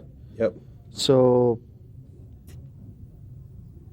he will give his best. He's a ground and pound fighter, so he can punch too. He can throw a punch, so I must be careful, and that's it. He will try to come in the clinch or to put me down, but I'm ready for all those things. Sprawling, been working hard on everything? Sprawl is perfect, like always, and clinch is good. Groundwork is improved a lot since the last time, and that's about it. Condition is good, so there is nothing to be worried about. Okay, now Kevin's words were exactly, and this is nothing bad against you, by the way, or because he says it's going to be one of the two, but one of us is going to get knocked the fuck out. That was his exactly words. He says it's going to be him or it's going to be me. Yeah, maybe. I think so. I don't think fight will go to the end. Yeah, and with that said, it's not like he didn't respect. He has total respect. He's a real cool guy. So, all right, that's it. I think I'll let you rest further, and let's see if you can make it to the next round. How do you feel going into this first round matchup? I feel good. I take him just like I take anybody else. I think I'm going to kick his butt just like I thought I was going to beat Sakuraba, Quentin Jackson, Pedro Hizzo, Boss Rudin, you name it. Of course, someone's getting knocked the fuck out. It's not going to last. It's not going to go the distance. I'm not trying to fight anyone's fight. I'm going to take the guy down to the ground. I know I'm going to get kicked. Just as long as he doesn't kick me in my head, he's not going to win this fight. He can kick me in my ribs, break ribs, and do whatever, but I'm ready for that. So, like I said, if it stays on the feet, Cro Cop's going to win. But if it goes down to the ground, I'm going to win, and I'm going to advance in this tournament. And don't be surprised if you don't see me in fucking the finals, because I don't think that I'm giving myself top billing. I think I'm that good. It's Mirko Cro Cop and Kevin Randleman. This one should be a war. It's going to be a war. This is the one, again, that I always say to people at home, this is a fight that I'm nervous for. Something really crazy might happen in this fight. Kevin Randleman, very good takedowns, very explosive, hits out of nowhere. He's got good striking power. If he connects, that's a real big problem right there. I mean, he's a super athlete. Then we have Mirko Cro Cop, the Croatian sensation. The nickname says it all. The guy is pretty much unstoppable. I mean, he's running through everybody. Sometimes, like he did with Nogueira, he got overconfident. But I promise you, that is gone. He will never make that same mistake again.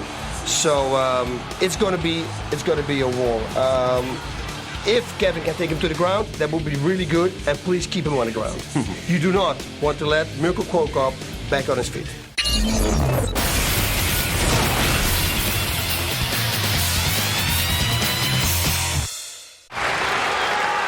It is going to be Mirko Cro Cop taking on Kevin Randleman, and we are joined here at ringside by the Texas Crazy Horse, Heath Herring. And Heath, you have been in the ring with Mirko Cro Cop.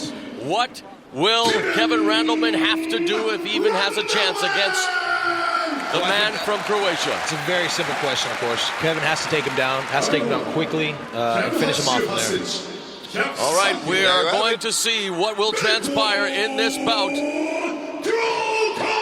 Cro Cop is 29, 6'2", 228 pounds. Randleman is 33, 5'11", 228 pounds. And in the corners, you see the stare down now. Randleman has the UFC contingent in Wes Sims, the Iceman, Chuck Liddell, and the alternate for this tournament, Ron H2O Waterman. And again, if any one of the victors is injured over the course of this first round, Ron H2O Waterman will be taking his place. But here we go. Electricity throughout Saitama Super Arena. Anytime Mirko Cro Cop is in the ring, Kevin Randleman excellent attacks him right away, Heath. Very smart. This was a very smart move from Kevin. He's got to take him down, though. Yep.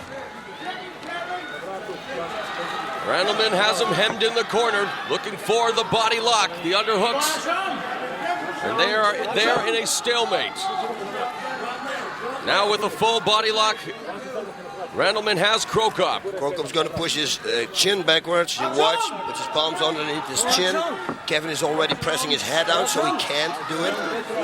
It's also very important here to notice Cro Cop's expending a lot of energy trying to hold Kevin away. Kevin's actually using his weight to hold Cro Cop. Of course, Cro Cop's actually having to use actual strength. Good point, Herring. And Heath Herring, of course, victorious over Takahashi earlier tonight, advancing to the Elite Eight. Critical countdown coming up June 20th. And remember, Randleman, a two-time NCAA Division I wrestling champion, knows all about the takedown. Oh, yes, he does. He had, Ohio State champion, like I said. He had over 155 wrestling matches. Very illustrious career. Record of 14-7 in MMA, making his 6th appearance here in Pride. Record of 3-2. Not good. Yeah, but he didn't do anything with the lockup. He should have tried to take him down, so that's why if he came in, he got to watch out, keep his hand up, because the kick is coming. Kick is coming. He's setting him up right now. Yeah, and it's going to go to the body if he keeps his hand Keep too that high. right hand up, Kevin. Come on, right. Yep. He's got to shoot it now. Hand up, Kevin. Come on, right. Yep. He's got to shoot it now. Yeah, you see it coming. There's the takedown attempt by Randleman with the shot back up to his feet. Excellent. And by Randleman. Knocks down Cro Cop. Holy unbelievable. Who would have guessed that? Randleman has Cro Cop on his back. It's over. Unbelievable. Randleman has knocked down Mirko Cro Cop. The monster has knocked down Mirko Cro Cop. Kevin Randleman has knocked down Mirko Cro Cop. Oh my God! Excellent. Ladies and gentlemen, at 1 minute 57 seconds, who said things cannot happen in the world of mixed martial arts? Mirko Cro Cop, considered to be one of the top 3 favorites to go all the way. Kevin the Monster Randleman received a phone call, was asked to participate. Kevin Randleman, a former UFC heavyweight champion. Kevin Randleman has done what many people thought was the impossible. Randleman has knocked out the Croatian sensation, and the Monster is on his way to critical countdown. He's airing. What are your thoughts on what you've just seen? Oh, unbelievable. X Factor in the sport. You can never underestimate the X Factor of this.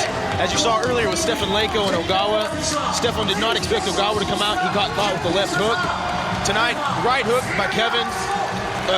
Mirko was totally focused on the shot. Kevin threw the wild right hook, caught him, took him down clean, it was over. Boss Rutan, you've been with this company from the outset. What are your thoughts and what has just transpired? He did a beautiful thing. What he did, he took a shot, he missed the shot, he dived down again, and then he came with the right hand. Cro Cop thought it was another shot, hit him with the right hand, finished him up on the ground. Unorthodox style is so difficult to defend. Oh my God, and he's got so much explosive power, and I told you before, I said, listen, if he is on, he could beat Cro Cop. I told you, I said it in interviews, I'm happy it is on tape, because I got evidence. I said, if he is on, he's on. Well, if anybody knows, it's this man right here. No. He's hearing Randleman during his interview said it best. He said this would not go the distance. One of two things were going to happen. Mirko Cro Cop was going to get knocked out, or Kevin Randleman was going to get knocked out. Here's your answer. What a left hook. Left hook, yeah. Left hook, and now he's banging away, and the hammer fist is going to do it. You watch, he's going to create some distance so he can strike. He's got some striking distance. There you go. And that was the first 1, 2, 3, 4, over and out. Wow. Unbelievable. Unbelievable. Oh. That left hook puts him to the canvas. Randleman on top of him. Continues to pepper him with the left hand, and Kevin the Monster Randleman has the microphone. Here he comes. Okay, let's listen to what he has to say.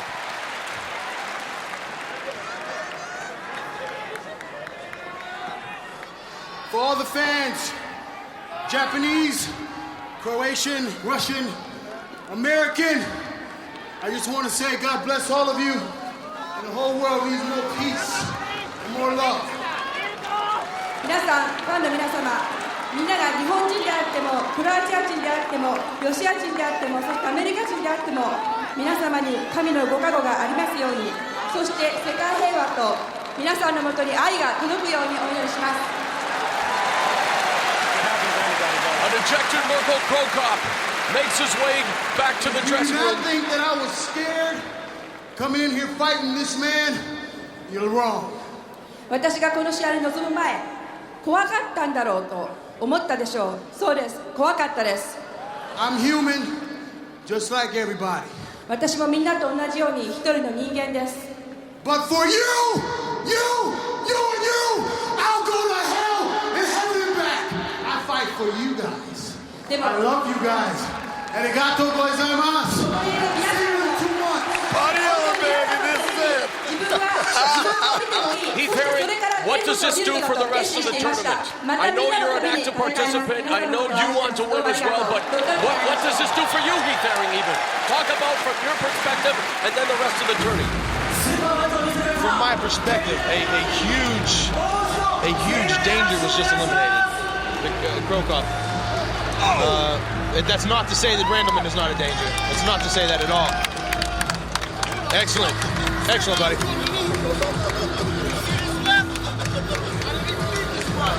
Kevin Randleman has just dropped by the broadcast booth. Heath Herring, you are absolutely correct. A huge danger has been eliminated, but for the rest of the competition, what does this do? I mean, for Kevin Randleman, unbelievable, my friend. This guy right now has just shot himself right up there. Throws the tournament hateable totally upside down. Totally upside down now. What happens if Mark Coleman was going to win, his teammate? And that is a sleeper right there, guys. Yeah. That is a sleeper. And that's what I said also. He might win. I gave Kevin a good shot as well, but Mark, I think he's the big sleeper in this fight. Well, Heath Herring, congratulations on your victory, my friend. Good luck at Critical Countdown. Boss Rutan. Thanks very much for being here. We have seen a little bit of everything, but my friends, Kevin Randleman has shocked the world. He has eliminated Mirko Cro Cop. Randleman is on his way to Critical Countdown in June. Wow. See you guys June 20th.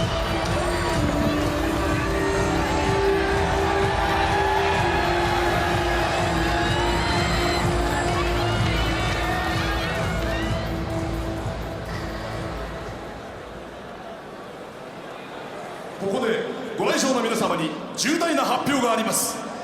なんとあの男のプライドグランプリ参戦が決定しました。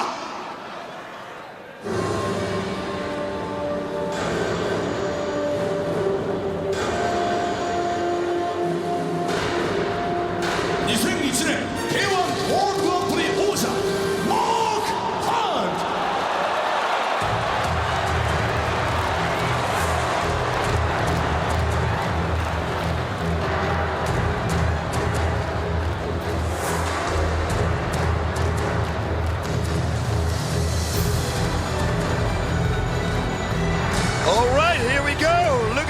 Mark Hunt.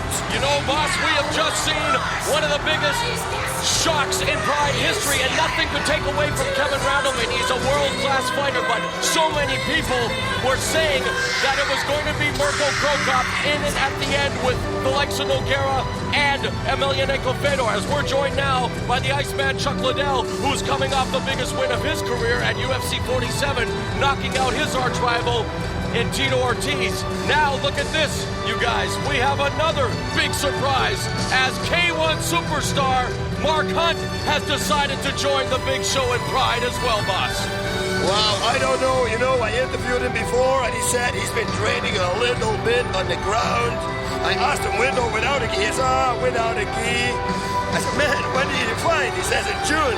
I said, it's 2 months. You know, I don't know if that's a good idea. What I do know, that this guy can take a lot of punishments. I mean, he took that high kick from Mirko Cro Cop, shook it up, and he kept fighting. So this guy can really, take a shot. Oh, this guy can fight. But I'm going to worry about him having, 2 months, 3 months of ground altogether total. You know, if he gets in there with anybody with some takedowns, it's going to be a long night for him. I think so, yeah. Boss and Chuck, this in and of itself is a huge event for Pride. Mark Hunt now has the microphone and we'll listen to him. But Chuck, I want to ask you your thoughts on what just transpired between Randleman and Cro Cop as well. I have been really excited watching these fights. 今日は非常にエキサイティングな試合ばかりで興奮しています。I became the K1 champion, and now I would like to become the mixed martial arts champion. 私は K1 のチャンピオンにはなりました。ですのでこれから MMA 総合格闘技のチャンピオンを目指したいと思います。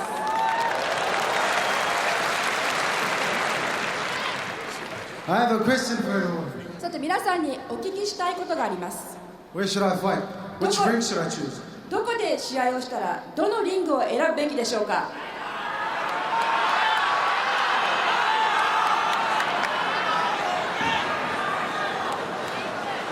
You're right, there are so many MMA fighting events around the world. If you are a man, you always try to be the best in the world. I want to fight in the Pride ring. そうです、確かに世界中にはいろいろな MMA のリングがありますが、男だったら一番頂点を目指さなければいけないと思います。私はこの世界最高峰と呼ばれるプライドのリングで戦ってみたいと思います。Well, boss, he's made his decision, much to the delight of this crowd here at Saitama Super Arena. Mark Hunt is signing with Pride Fighting Championships. Another K1 star has made the move. I'll be here as a Pride fighter. Yes, but like I said, 3 months of training, it's kind of difficult. But he can take a hit, and he can punch, and he can kick. And once people come, this guy's a tank. He will come straight for you. If he hits you, you will go down, my friend. Indeed, a huge signing for Pride Fighting Championships. Mark Hunt, the 2002 K1 Grand Prix champion, has decided to come to Pride Fighting Championships where the best fighters in the world compete.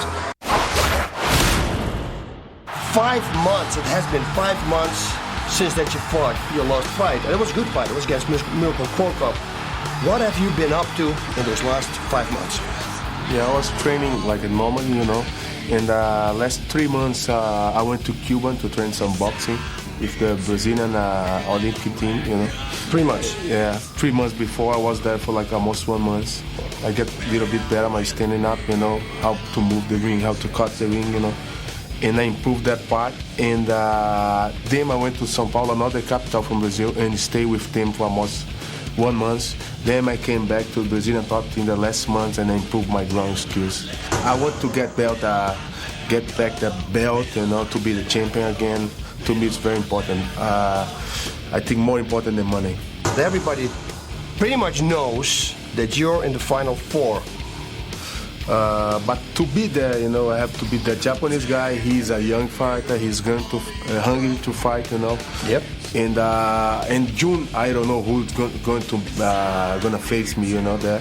So I gotta be ready, though. I got respect for another opponents, but I want to be there in August. That is, I'm training for and focused for. I want to be there in August. It doesn't matter who's going to be the opponent. All right, boss, on deck it is interim heavyweight champion Antônio Rodrigo Nogueira set to face off with Hirotaka Yokoi. Now, Yokoi, we don't know too much about. No. Other than he's undefeated at 10-0. I know, but he's a submission guy. That's what we know. Because all the fights that he won, it's by or submission or it's by decision. He never won by knockout. So it's like you said, it's pretty safe to say that he's a submission artist. But he's going to face Antônio Nogueira. The guy from Brazilian top team, black belt, trains with the best people in the world. My guess is he's better in submission than Yokoi is. Although I really would like to see that Nogueira is going to try to keep his fight on his feet and try to knock him out. Since he's been working on his boxing in Cuba, I think that would be a great thing to show off to the people. Hey, you know what? I can hit too.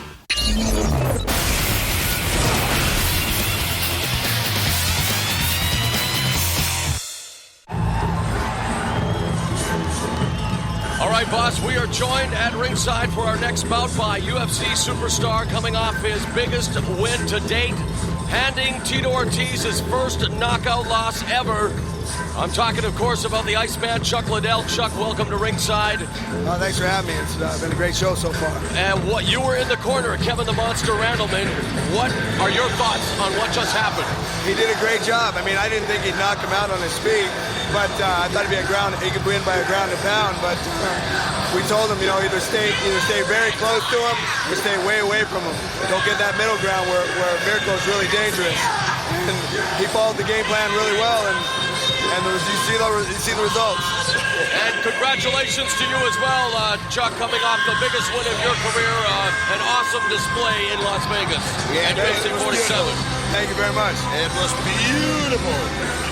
And we move on. Speaking of beautiful, this guy has all the beautiful skills of Brazilian Jiu-Jitsu, and he's fresh off a tour of Cuba where he trained with the Cuban boxing national team and also has worked on his Muay Thai. I'm talking about the interim Pride heavyweight champion, Antônio Rodrigo Nogueira.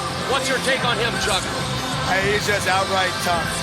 If you saw that fight he had with Mirko, the punishment he took, and then came out and wound up taking him down in armbar. That's just flat out tough guy. Yep.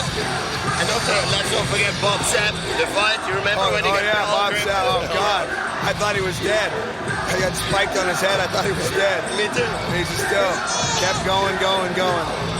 No quitting, that guy. Yep. He can take a lot of punishment. He took all the punches that Fiódor gave him. And there you see he didn't stop. He lost it on decision. And we saw there his opponent, Hirotaka Yokoi, who is undefeated in MMA at 10-0. And was also very good on the ground. In fact, has won many of his bouts with the ground game and also possesses a very granite-like chin. So a lot of people not giving him a lot of, what you would say, an opportunity or a chance to win this fight. But he also may surprise a few people in this bout. Having said that, Antônio Rodrigo Nogueira, the interim Pride heavyweight champion, definitely has his sights set on going all the way in this tournament. But then again, so did Mirko Cro Cop, right, boss? Yes.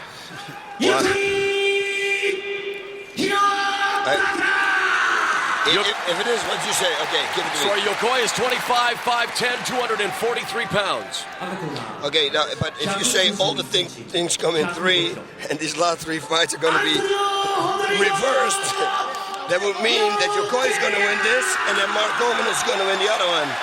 And that would be really weird, because then Coleman and Kevin Randleman will be in the same tournament. Nogueira is 27, 6'3", 226 pounds, so he definitely has the height and reach advantage, while Yokoi outweighs him by about 17 pounds as they do the traditional stare down, and they're not taking their eyes off each other. So, Chuck, what kind of a fight do you anticipate we see? Do you know much about Yokoi, of course, being a Japanese fighter? I haven't seen much of Yokoi, but I expect he's going to try to work on some of that boxing he's been doing. Nogueira is and try to work, stay away from Yokoi's strength, even though that's his strength, too. And you can hear the remnants of Chuck Liddell. He was probably screaming and celebrating with Kevin the Monster Randleman as he was in his corner after that stunning knockout victory over Mirko Cro Cop.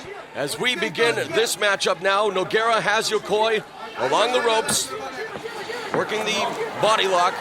He's got a double underhook here. There's a knee. I can't see it from this From side. the No, he doesn't. point, nope. Only one. Yokoi answers with a knee.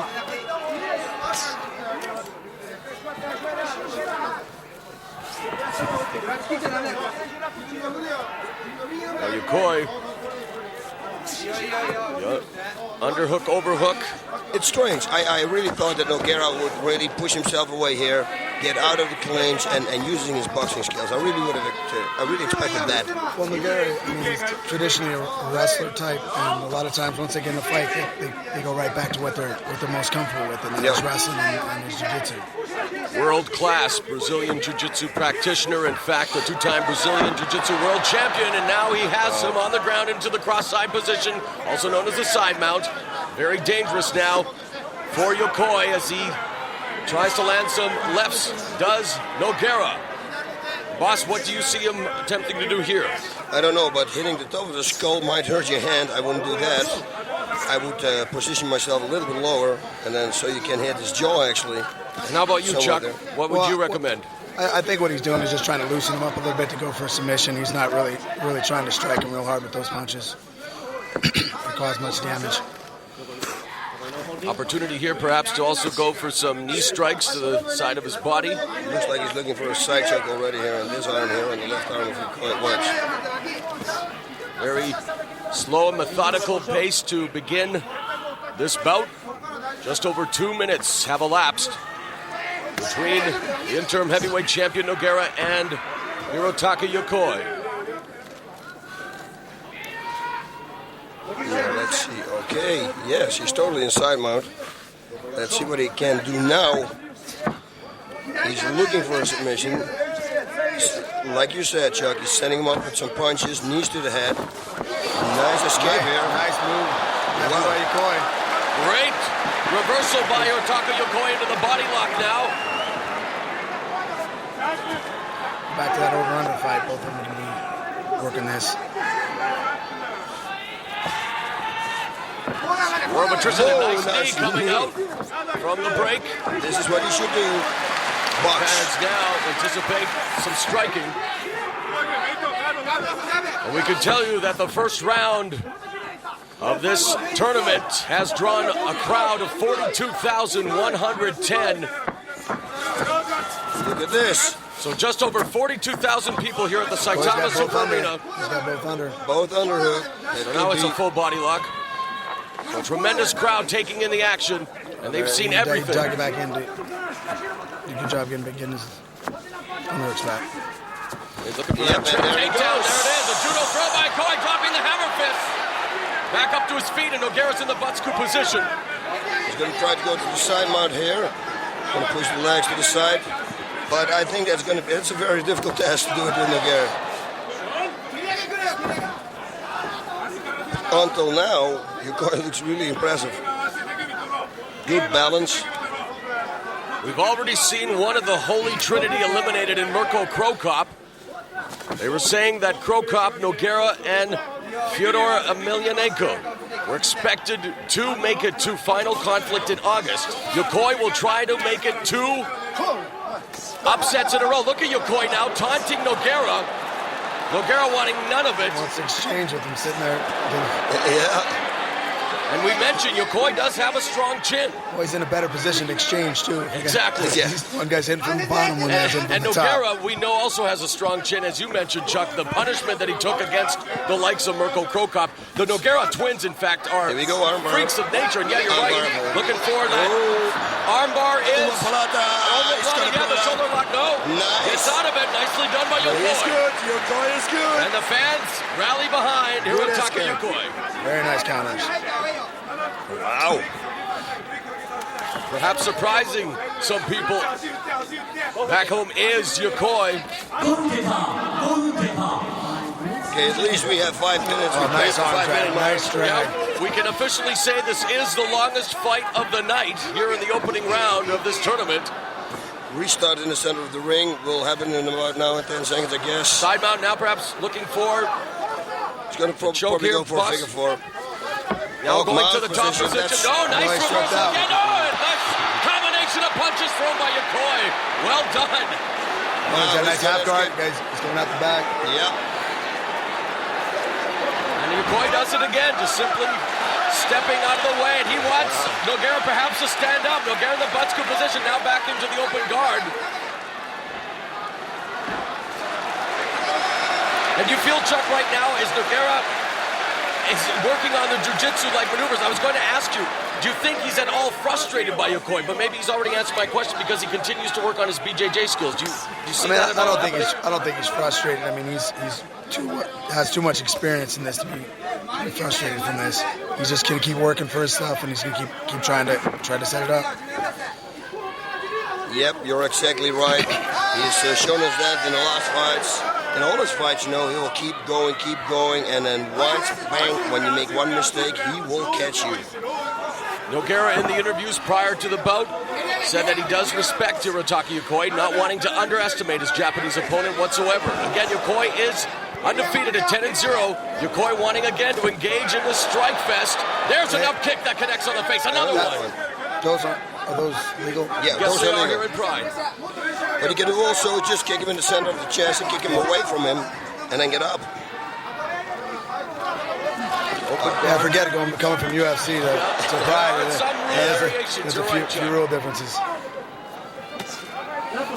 Some strikes from the bottom now by Nogueira as he gets busier. Less than 3 minutes remaining now in round number 1. So Nogueira now becoming busier from the bottom as Yokoi gets back up to a vertical base. Nogueira still in that butt scoop position where he is comfortable. Now Yokoi attacking the back of Nogueira's left leg. Is there any chance whatsoever, you guys, of Nogueira accepting that challenge to get back up with his feet? Hey, listen, I would do it. Look at this knee bar. Oh, no, he missed it. He is looking for everything, but Yokoi is good. Yokoi hasn't really invited him to get back to his feet. He's standing up, still standing over and kicking him. If he wanted him to get up, he'd walk away and back up. And then they'd make him get up. He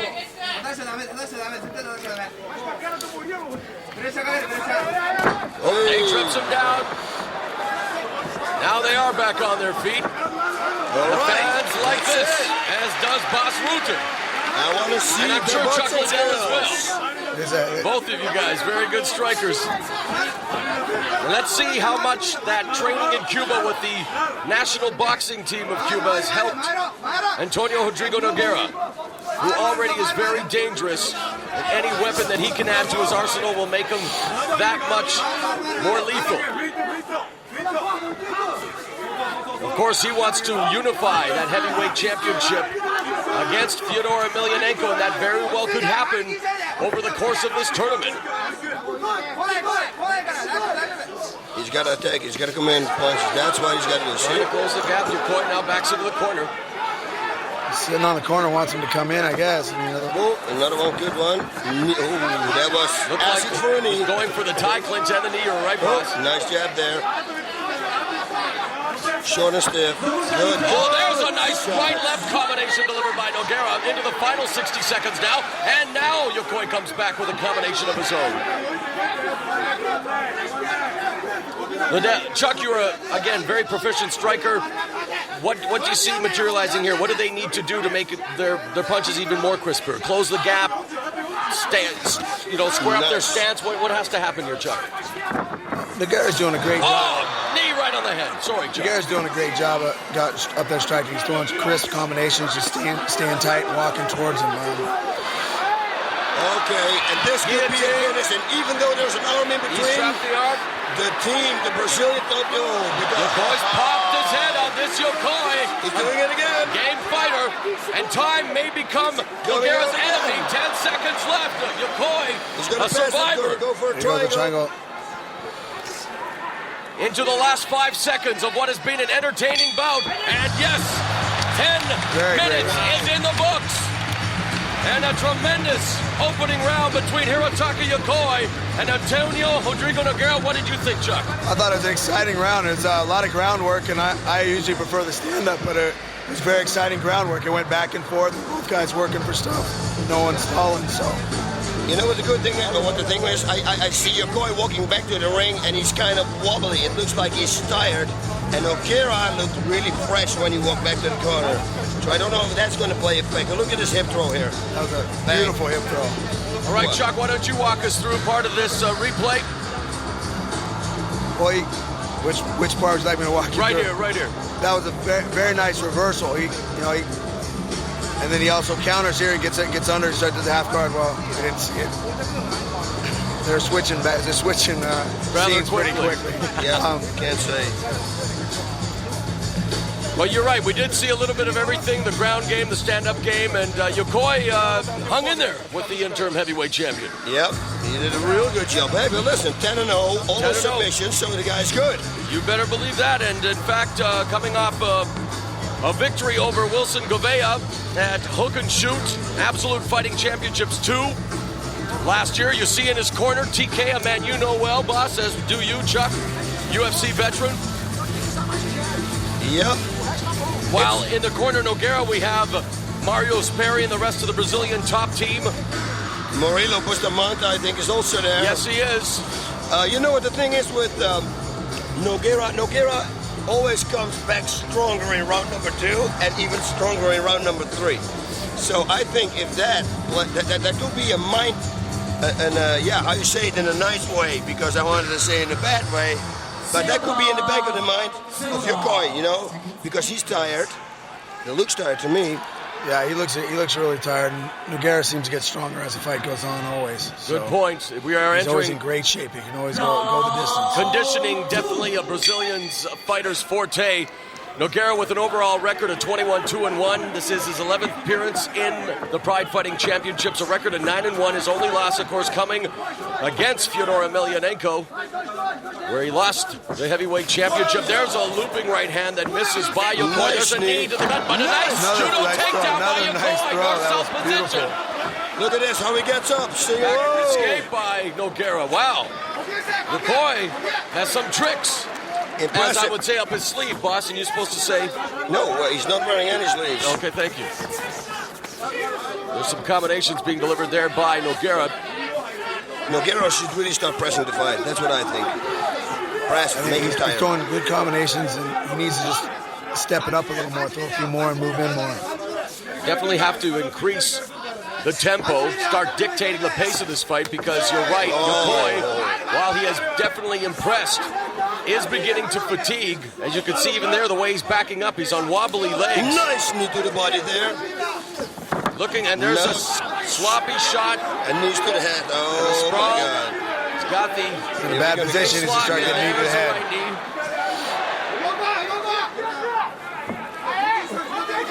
Trying to turn him over to choke here. Choke. Yep, that's a choke.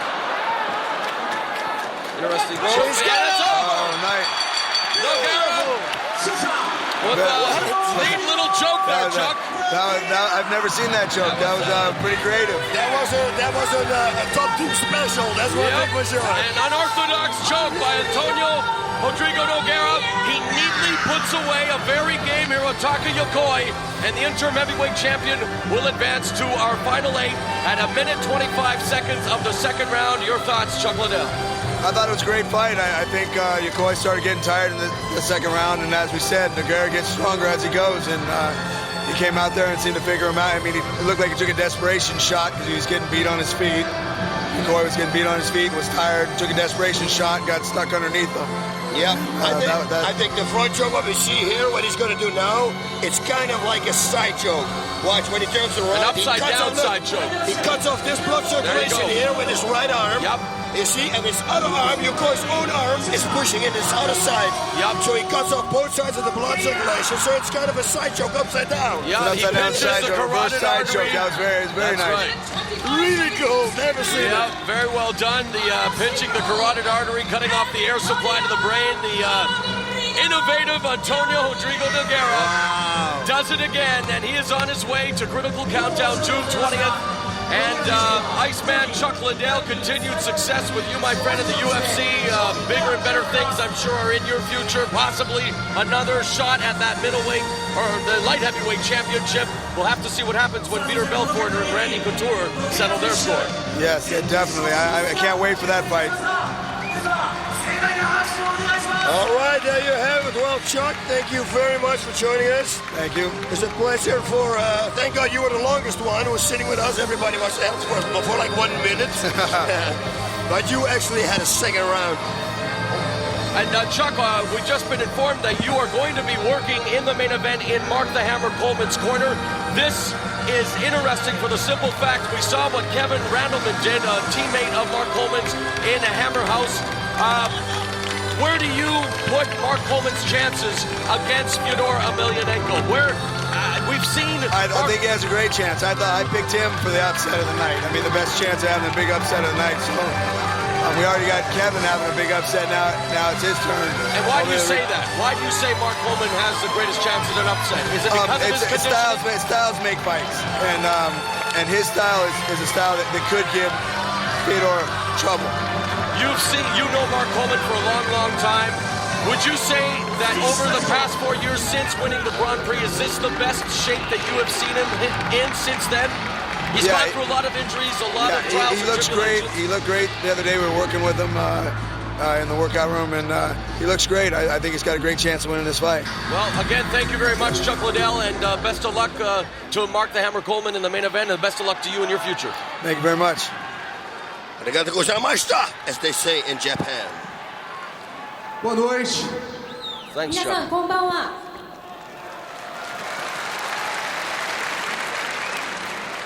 Essa noite eu tô aqui se apresentando para vocês, me apresentando mais uma vez. 今夜はみんなの前でまた試合を戦うために来ました。 Espero que vocês tenham gostado do show. いかがだったでしょうか。 Boss Antônio Rodrigo Nogueira now addressing the crowd. Yep. Mais uma vez, eu treinei vários meses para me apresentar para vocês aqui do Pride. I'm thanking them for their support, telling them that he fights for them. Estou treinando para isso e esse ano eu vou ser campeão do Grand Prix. Todo respeito aos meus adversários. どうもありがとうございました。本当に今回は一 And that was thank you very much at the end. Only the middle part we have to fill in now. And we are going to be filling that in momentarily. But thank you very much for that end translation. You're very good. Yeah, you're good. I taught you some words. And actually, you came up with a lot of Japanese words too.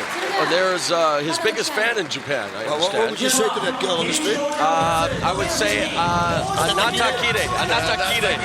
Anatakire, I would say to that lady. Okay, and what he said is that he's training hard, and he does believe that he will be the one, as that finger that's high above symbolizes. He thinks he will win this tournament, and why not?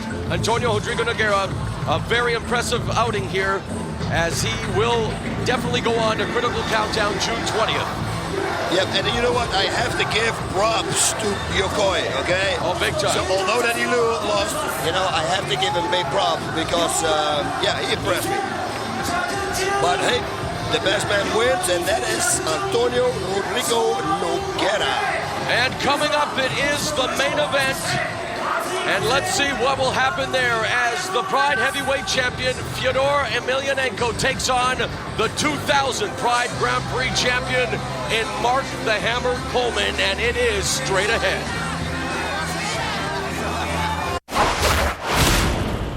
Coming into the Grand Prix, you are facing Mark the Hammer Coleman. People told me, actually you told me, that you kind of learned the ground and pound from Mark the Hammer Coleman, and now you're facing him. What do you think about that? First, let me say that I really respect Mark Coleman, and I really like him as a fighter. And I know that he is a legend in mixed martial arts, and with his record in the UFC and his great record in Pride, including winning the last heavyweight Grand Prix, so I definitely respect him as a fighter. I think that since both of us have the technique of ground and pound, that's very true, and we're both experts in ground and pound. However, I don't think that you could actually say that I've learned from his technique. I've got my own style, and I think that's going to be the champion style. How's training been going? It's good. I'm healthy for the first time in 2, 3, 4 years. I feel pretty good, pretty comfortable, pretty confident. And, we got there, and like you said, ground and pound, that's what I do. And I'm going to count on it this time as well, because he's a very good, well-rounded fighter. Probably the best in the world, like you said, but intangibles come into play, and I'm going to find a way to win this fight. I think maybe he has respect for me, which is good. I have respect for him as well, but once the fight starts, it's all out the door. And what you can do, you will show, and we'll find out. Boss Rutan, this one could get very interesting very quickly. It's the inventor of the ground and pound in Coleman and a ground and pound specialist himself in Emelianenko. What are the keys to victory for Emelianenko? Emelianenko has to keep this fight on his feet. If not, he has to make sure that he's going to end up in Mark Coleman's guard, because he's very strong from the position from being in the guard of somebody. He's got those haymakers. They're unbelievable. I've never seen anybody in the world hitting that hard. So he's that dangerous coming from me. I'm saying that. That hard he hits. Mark Coleman has to make sure that he's going to take him down, stay on top, pass the guard, because Fiódor probably right away will go for the guard, pass the guard, go to side mount, start raining knees, north-south position, and then we all go back in a flashback. We go back to the Grand Prix in 2000, what he did to Igor Vovchanchyn. If he can do the same thing, start raining knees from the north-south position on his head, Mark can win this fight. Something tells me we're going to see a lot of these in this matchup. Let's find out, shall we?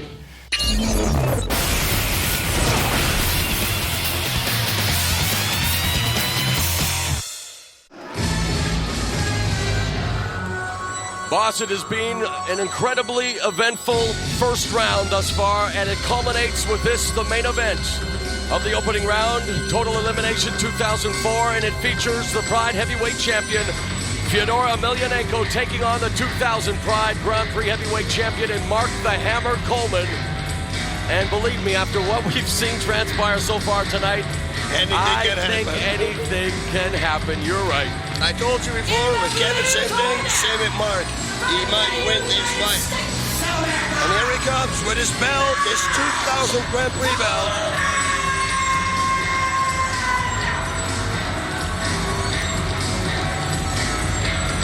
Mark Coleman, first off, boss, before we go any further, wants to say a great big hello to two very special people in his life, and those are his two daughters, Mackenzie and Morgan. We know that they are watching, and Mackenzie and Morgan, we want to pass along to you this very special message, something you know already, but your dad, Mark, just wants you to know that he loves you very, very much, and win or lose, he is coming home very soon to you. So, Mackenzie and Morgan, Dad is dedicating this one to you, and we know it's going to be a tremendous fight between the inventor right there of the ground and pound and someone who many believe may have even taken it to the next level in Emelianenko Fiódor, or Fiódor Emelianenko as it's supposed to be said. And by the way, No, you're doing it good. You know what? Fiódor It is Emelianenko. Fiódor. And you are going to be attacked on the internet now. Of course. Everybody says Fiódor. And you are wrong, they say. But we asked Fiódor, actually you asked Fiódor, and he says no, it's Fiódor. Okay, so everybody at home, please don't hit the keyboards and start banging down on him. Take a break off the keyboards. It is Fiódor Emelianenko. Thank you very much. But don't worry, boss. They'll still say something about it, perhaps. In any event, this is the main event. Someone we have come to know over the years as a legend is Mark the Hammer Coleman. Boss, the 42,110 fans selling out the Saitama Super Arena, teeming with anticipation for this, the main event of the first round, Total Elimination 2004.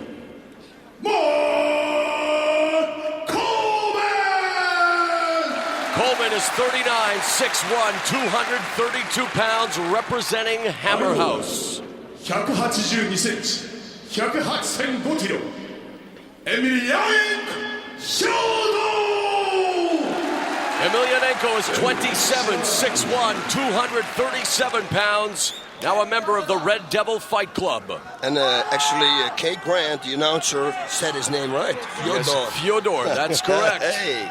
Kate Grant, of course, the best ring announcer in MMA. And here we have it, my friends. Look at this, the respect here. Big time respect. The inventor of the ground and pound. And Emelianenko, of course, has looked up to Mark Coleman. These two fighters bringing to an end the first round of this tournament. You cannot tell me, boss, that Mark Coleman is not inspired by what happened earlier tonight when his protege, when his good friend Kevin Randleman defeated Mirko Cro Cop, and now Coleman on top of Emelianenko in the corner. He's got him down. That's one thing for sure, but can he hold him down? Yes, he can or not. He's got an underhook. Yes, he can hold him down. Of course he can hold him down.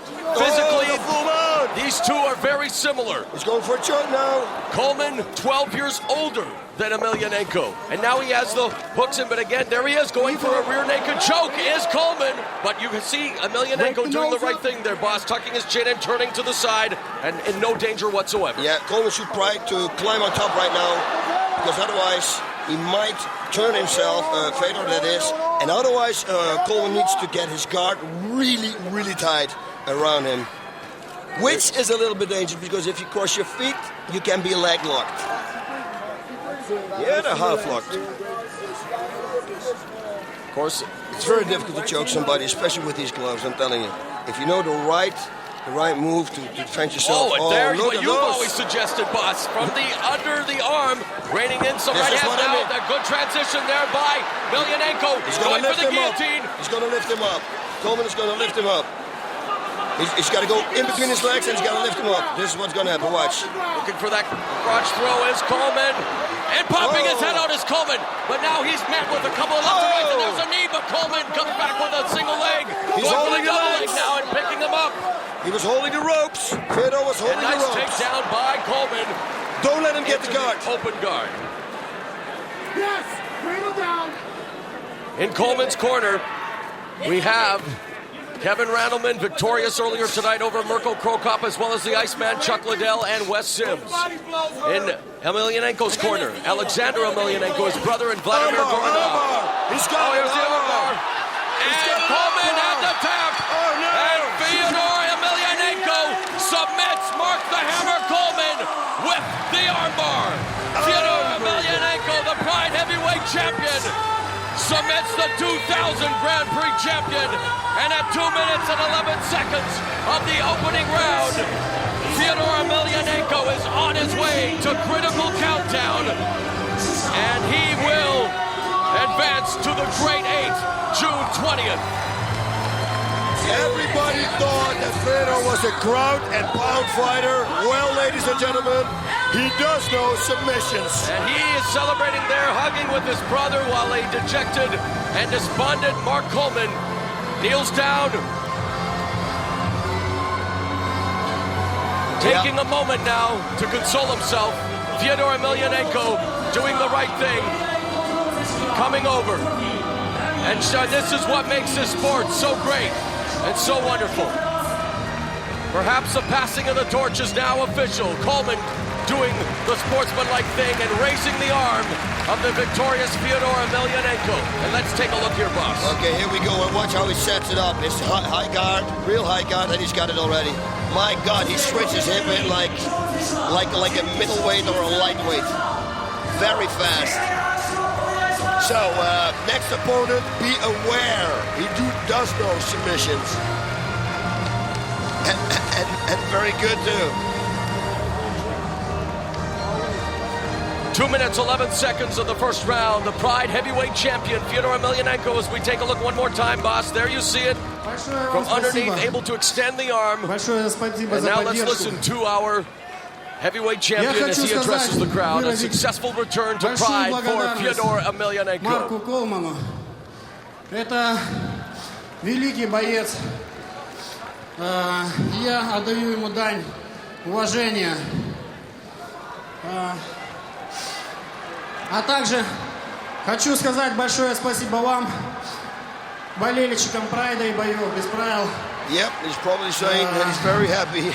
And he's explaining to the people that, hey, listen, I cannot only punch, but I can do some submissions too. He mentioned Mark Coleman's name, and I would venture to guess that he is giving him all the props and respect in the world as the crowd here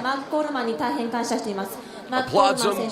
We're getting the translation right now. He thanks the crowd. He thanks Mark Coleman. And really, let's face it, Mark Coleman has meant so much to the sport, boss. He was a two-time UFC tournament champion, former undisputed UFC heavyweight champion, the 2000 Pride Grand Prix tournament champion, and really, even though he lost rather quickly, I really don't believe that this is the end for Mark Coleman. No. There's no pointing a mark. I know. He will be back. And Fiódor Emelianenko wrapped up his address to the crowd by saying he's going to make them very happy in this ring. And let's, one more time, take a look. As the fighters now are being introduced, the ones who have advanced to critical countdown, Heath Herring is now making his way to the ring. Sergey Haritonov. We can tell you that Heath Herring at 4 minutes and 53 seconds of round one via technical knockout defeated Takahashi. At 4 minutes and 14 seconds of the first round, Sergey Haritonov knocked out Murillo Ninja Hua. At 4 minutes and 4 seconds of the opening round, Giant Silva via Kimura submission defeated Antônio.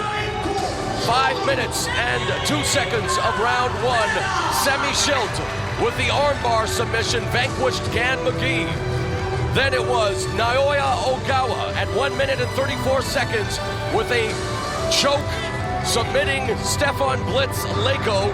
And then 1 minute 57 seconds and probably the most shocking upset of the year in mixed martial arts. And that by no means discredits Kevin the Monster Randleman, but he knocked out one of the heavy favorites to go all the way in this tournament in Mirko Cro Cop. Yep, he did. And then, in a fight that was very entertaining, 1 minute and 50, or make that 25 seconds of round number two, with a very unorthodox choke, the interim heavyweight champion Antônio Rodrigo Nogueira took care of Hirotaka Yokoi, suffering his first loss after 10 victories. And then in our main event, 2 minutes 11 seconds of the first round, Fiódor Emelianenko with the armbar submission over Mark the Hammer Coleman. You know what? It was a great evening. I know that the people at home, they're going to be psyched after this because I think this is one of the best Pride shows that we ever had. And if I say one of the best Pride shows, it's going to be good because we had many good Pride shows. Pride is just the best, guys. Everybody can see it. Everybody, I mean, look at this. Look at the organization. You see the crowd. Look at the people on the screen right now. Look at the shot in the screen right now. What I'm talking to you about. You remember? Everybody's camaraderie. Everybody likes each other. The 8 participants in the ring right now, posing for pictures. What an event that this sets up June 20th on pay-per-view, Critical Countdown. We can also tell you that it has now officially been announced Kazushi Sakuraba will return to participate on June 20th. But man, oh man, what kind of permutations this sets up. A great 8 in Heath Herring, Sergei Haritonov, Giant Silva, Semmy Schilt, Naoya Ogawa, Kevin Randleman, as well as Antônio Rodrigo Nogueira and Fiódor Emelianenko. My, oh my, boss. Yeah, and you know what's crazy, boss? Look at them. They're all standing there, and they're all hugging, and they're all happy. But in June, they're going to have to fight each other. It's the craziest part. That's what mixed martial arts is all about. It's about respect. And, boss, we should tell them the next time we'll be on pay-per-view. It's coming up very soon, May 23rd. It is Bushido Volume 3. The main event is going to be the Pride middleweight champion, Wanderlei Silva from the vaunted Shootbox team, taking on Japanese superstar, Pancrase veteran, yes, Yuki Kondo. Man, oh man, that's going to be exciting. It's like I told you before, man, this fight could be the fight of the night. It's going to be the fight of the night, but that could be the fight of the year. Yuki Kondo is very close level to Wanderlei Silva. But let's go back here to the ring, because we have some addressing here in the ring, and the people ask us to address, to look at the part, look at our screen, and to see what people have to say. We're standing there right now, knowing that they're going to have to fight each other. I'm very glad to be back here in Pride, and thank you for all your support. Thank you. Slam Schilt. Some people. Crazy Texas on. It's combo on right now, maybe. It's, I don't know what time it is. Well, guys, I got to give me one of these belts. Yeah, I it's gotta after feel 6 o'clock. out of place. These two guys got one. I need one too. So looking forward to seeing you guys in August. Back in June, I got to go fight that next fight and then go on. See you guys then. And of course, Heath Herring wanted us to give a big shout out to his buddies who are serving over in Iraq. And, you know, here we are with the camaraderie in the ring. And, you know, it truly is. We wish that there was more peace in the world. We don't want to turn this into a political statement by any means, boss, but he just wanted to say hello to his friends who are in the army serving in Iraq. And we'll be back, of course, with Critical Countdown in June, as Antônio Rodrigo Nogueira now addresses the crowd. E que vocês torçam para mim em junho novamente. Abraço, muito obrigado, Japão. And he, of course, is saying hello. Thank you. Obrigado. That's thank you. That's one thing I know. I'm so happy, boss, that you speak so many different languages. It's unbelievable. Pride is a universal company, a universal organization. We have fighters from all over the world, and many different countries will be represented June 20th with Critical Countdown. And here he is from Brazil, Giant Silva. God bless you. Thank you. Well put by the Giant. And he just wanted to thank the crowd as well. Nogueira thanked the crowd for their support, promising them to show them a very good fight in June. Okay, Kevin on the mic. Kevin the Monster Randleman. Look at the audience. If there's one thing Kevin Randleman is very good at, fight champions. It's talking to the crowd. You won't stop there. So you guys bring your friends back. Make sure you're watching the pay-per-views, because you guys will never, ever see a better show on earth than the Pride and Ogawa Chicken Hustle. A little bit of a challenge already made. Fantastic fighter, fantastic talker. Kevin Randleman is just taking it to the next level tonight, boss. Oh, yes.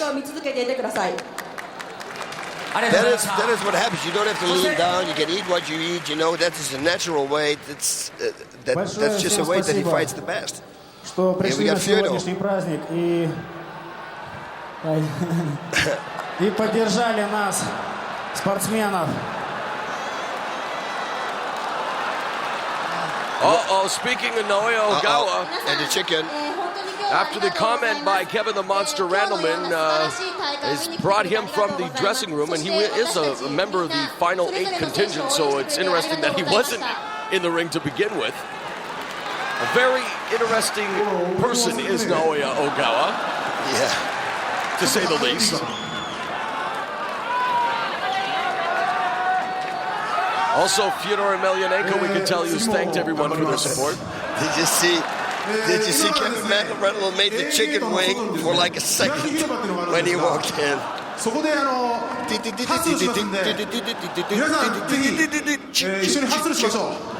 that what they call the chicken dance? I finally found something that you're not very good at there, boss. Is that singing? A musical interlude. Come on, man. I did karaoke. I get an inflection on her. Stars spread. Naoya Ogawa has just said that he will try to do his best again. Well, on this night, his best was good enough as he put away Stefan Leko via choke submission. There you see Nobuhiko Takada, Pride official, as he congratulates the contingent who has advanced to the final 8. And again, the date to mark down is June 20th. Available only on pay-per-view. The return of Kazushi Sakuraba and more fighters to be announced. It is going to be a tremendous night of action as we make our way to final conflict in August. Now, again, as mentioned, the next time we'll be on pay-per-view is May 23rd. Feature bout is going to be Vanderlei Silva versus Yuki Kondo. More matches to be announced. If you want more information, make sure you log on to pridefc.com. 思いとは本当にありがとうございました。そしてお疲れ様でした。それから次への期待、そしてこの強い男たちへの尊敬を込めて、一声かけたいと思います。いいですか？はい。 All right, well, thank you very much to Heath Herring for joining us. Thank you very much to the Iceman, Chuck Liddell, for joining us. And, of course, thank you to you for joining us.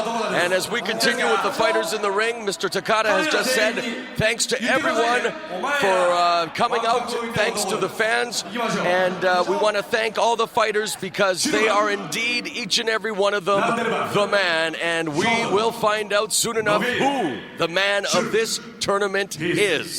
And on that note, for Boss Rutan, I am Mauro Ranallo saying thank you for watching Total Elimination 2004. The fun has just begun. We will see you next May 23rd for Bushido Volume 3, and then it is Critical Countdown on June 20th. From the Saitama Super Arena, we bid you all a good night. Hasta la vista, baby.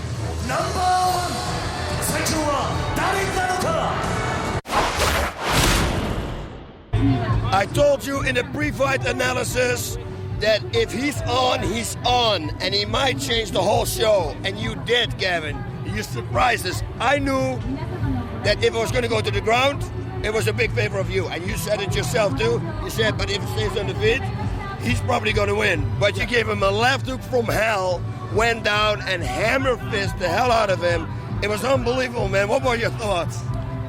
Well, one for sure, and you know me, boss, I don't pull no punches. I was nervous as hell going out there, but I practiced with the greatest coach in the world, Mark Coleman.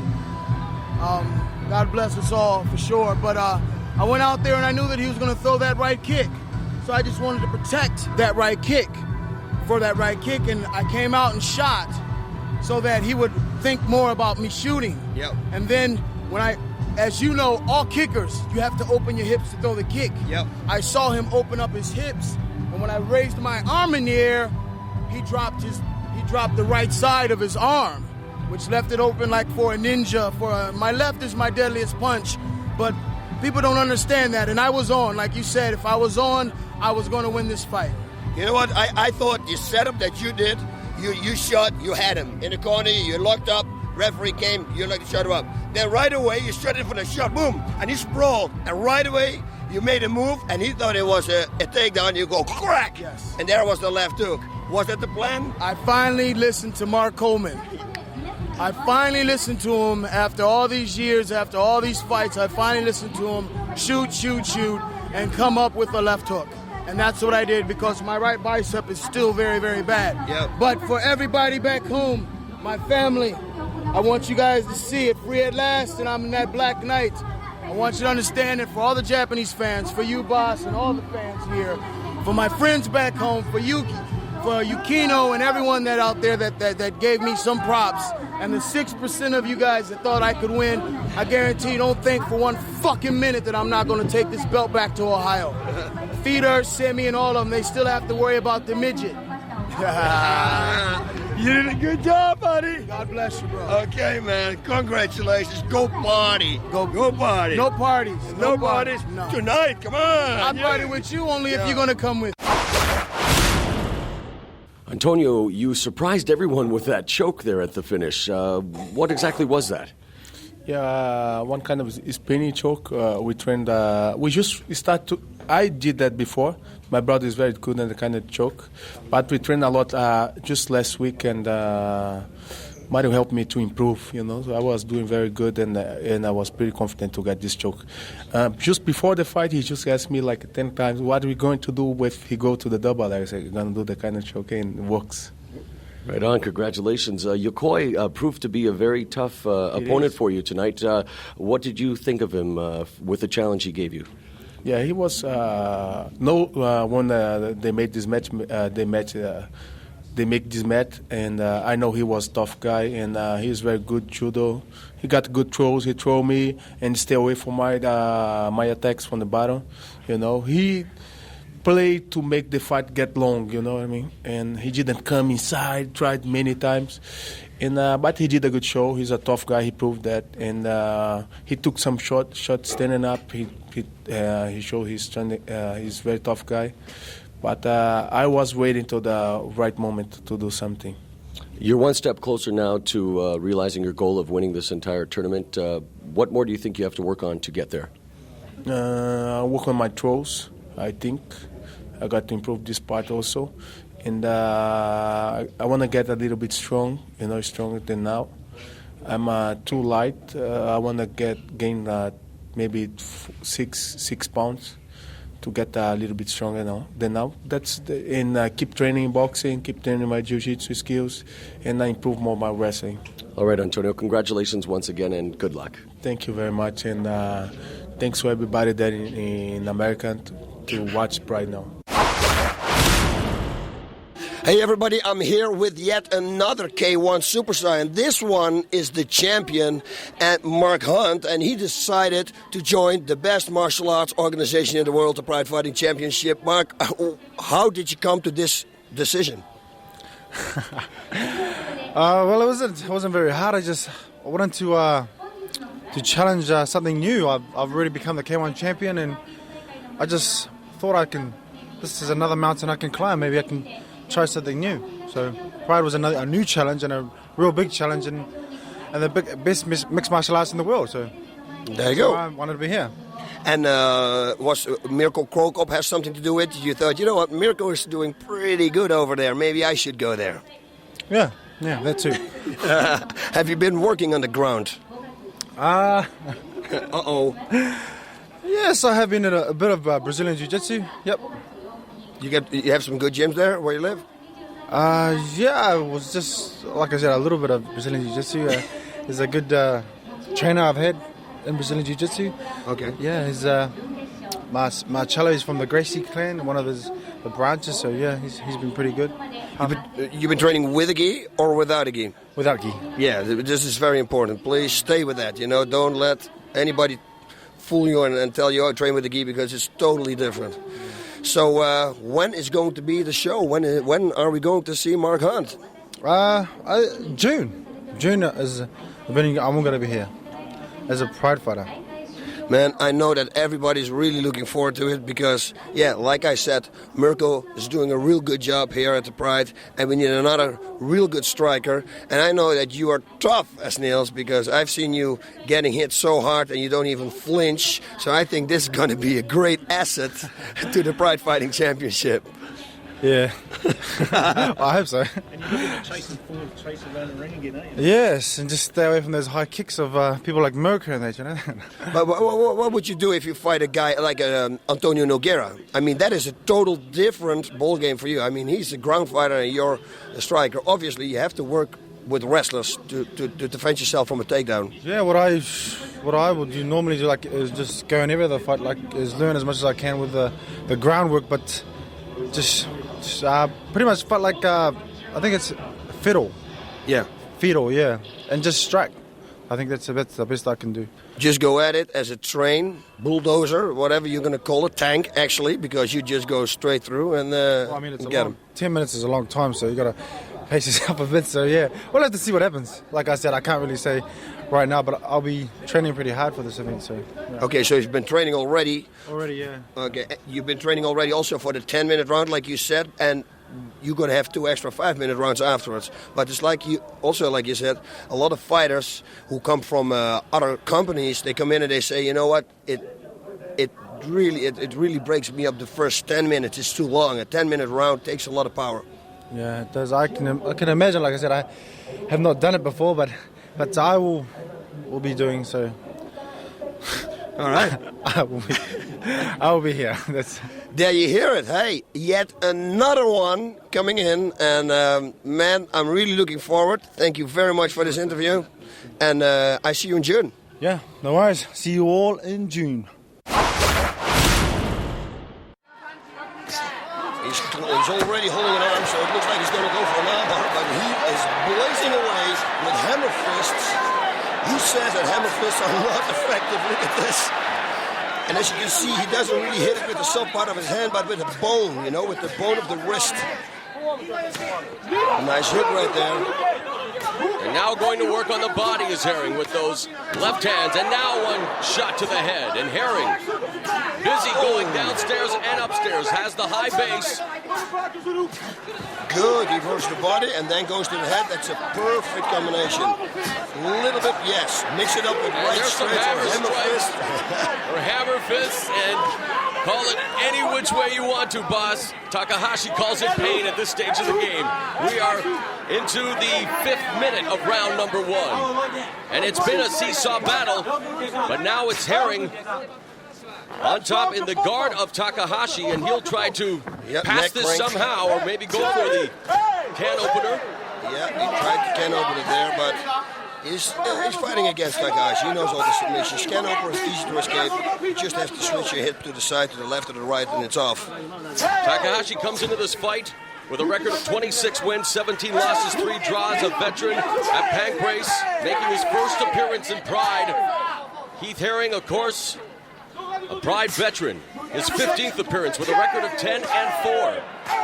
Yeah, and as you can see, this is not the Heath Herring we saw in the last 2 fights. He's going right away from the bat. Bang, the bell rang, and he's starting. And this is the Heath Herring that many fans will remember a couple of years ago in that thrilling title battle. Oh, he's like, this is it. Heath Herring has just knocked out Yoshiki Takahashi with a back fist, with a hammer fist. And Heath Herring dispatches Yoshiki Takahashi in round number 1. A game competitor was Takahashi. And there we have it, boss. Looks like Hua, boss. Almost looks like when he's going for a right hand, almost telegraphing it a bit, the way he's looping it there, as Haritonov seems the crisper puncher right now. Yeah, absolutely right. And what he does also, if he gives a left straight, he's looking down. Look. Again, 4-inch height advantage for Haritonov, so it gives him the reach advantage. But don't discount Hua. As Boss Rutan has said on many occasions, this guy's got the stamina, the never say die attitude, and we are watching a very exciting opening 3 minutes here between Haritonov and Hua. Hua, of course, goes downstairs with a kick, perhaps setting him up for a takedown. Yeah, I think he should throw more left low kicks inside leg and set it up. Shot. Yeah, right straight. Nice body shots. There's Sergey has some good right body shots. Very focused is Haritonov. Sticking to his game plan. Just firing off those single shots, the left jab, gauging the distance. Nice body shot. Those going to count, trust me. That could take away the stamina that I was talking about. Vanderlei Silva shouting out instructions to Hua. Hua now tries to get inside, and that's where he'll have to be if he wants to be successful against the taller fighter. And so far, Haritonov has done a superlative job of keeping Hua at bay. Yeah, and again, his body shots are perfect. They're not to deliver, but to the other side, which is the milk. And that hurts too. Look at that. Did you think that they would be standing so late into the round, boss? You're 4 minutes. So many people thought that Haritonov would try to take him to the ground, but so far we're seeing that he is a very effective striker. Very effective.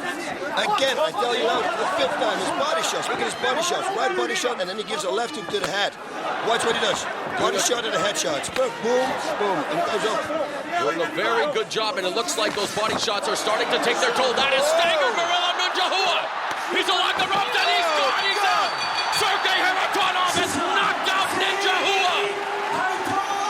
Unbelievable. In stunning fashion, Sergei Haritonov has knocked out Gorilla Ninjahua to advance to critical countdown in June. What a display by Sergei Haritonov. Anytime Mirko Cro Cop is in the ring, Kevin Randleman. Excellent. Attacks him right away, Heath. Very smart. This was a very smart move from Kevin. He's got to take him down, though. Yep. Randleman has him hemmed in the corner, looking for the body lock, the underhooks. And they are there in a stalemate. Now with a full body lock, Randleman has Cro Cop. Cro Cop's going to push his chin backwards. You watch, with his palms underneath his chin. Kevin is already pressing his head out, so he can't do it. It's also very important here to notice Cro Cop's expending a lot of energy trying to hold Kevin away. Kevin's actually using his weight to hold Cro Cop. Of course, Cro Cop's actually having to use actual strength. Good point, Herring. And Heath Herring, of course, victorious over Takahashi earlier tonight, advancing to the Elite Eight. Critical countdown coming up June 20th. And remember, Randleman, a two-time NCAA Division I wrestling champion, knows all about the takedown. Oh, yes, he does. He had, like, I think, Ohio State champion, like I said. He had over 155 wrestling matches. Very illustrious career. Record of 14-7 in MMA, making his 6th appearance here in Pride. Record of 3-2. Not good.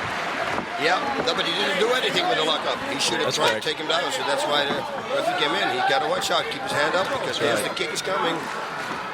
Kick is coming. He's setting him up, right? Yeah, and it's going to go to the body if he keeps his hand Keep too that high. right hand up, Kevin. Come on, right. Yep. He's got to shoot it now. Yeah, you see it coming. There's the takedown attempt by Randleman with the shot back up to his feet. Excellent. And by Randleman. Knocks down Cro Cop. Unbelievable. Who would have guessed that? Randleman has Cro Cop on his back. It's over. Unbelievable. Randleman has knocked down Mirko Cro Cop. The monster has knocked down Mirko Cro Cop. Kevin Randleman has knocked down Mirko Cro Cop. Oh, my God. Excellent. Ladies and gentlemen, at 1 minute, 57 seconds, who said things cannot happen in the world of mixed martial arts? Mirko Cro Cop, considered to be one of the top 3 favorites to go all the way. Kevin the Monster Randleman. Nogueira with an overall record of 21-2-1. This is his 11th appearance in the Pride Fighting Championships. A record of 9-1. His only loss, of course, coming against Fiódor Emelianenko, where he lost the heavyweight championship. There's a looping right hand that misses by Yokoi. There's a knee to the gut, but a nice judo takedown by Yokoi. North-south position. Look at this, how he gets up. See, Escape by Nogueira. Wow. Yokoi has some tricks. Impressive. As I would say, up his sleeve, boss, and you're supposed to say... No, he's not wearing any sleeves. Okay, thank you. There's some combinations being delivered there by Nogueira. Nogueira should really start pressing the fight. That's what I think. Press, make him tired. He's throwing good combinations, and he needs to just step it up a little more, throw a few more, and move in more. Definitely have to increase the tempo, start dictating the pace of this fight, because you're right, Yokoi, while he has definitely impressed, is beginning to fatigue. As you can see even there, the way he's backing up, he's on wobbly legs. Nice knee to the body there. Looking, and there's a sloppy shot. And knees to the head. Oh, my God. He's got the... In a bad position is to start getting knee to the head. Right knee.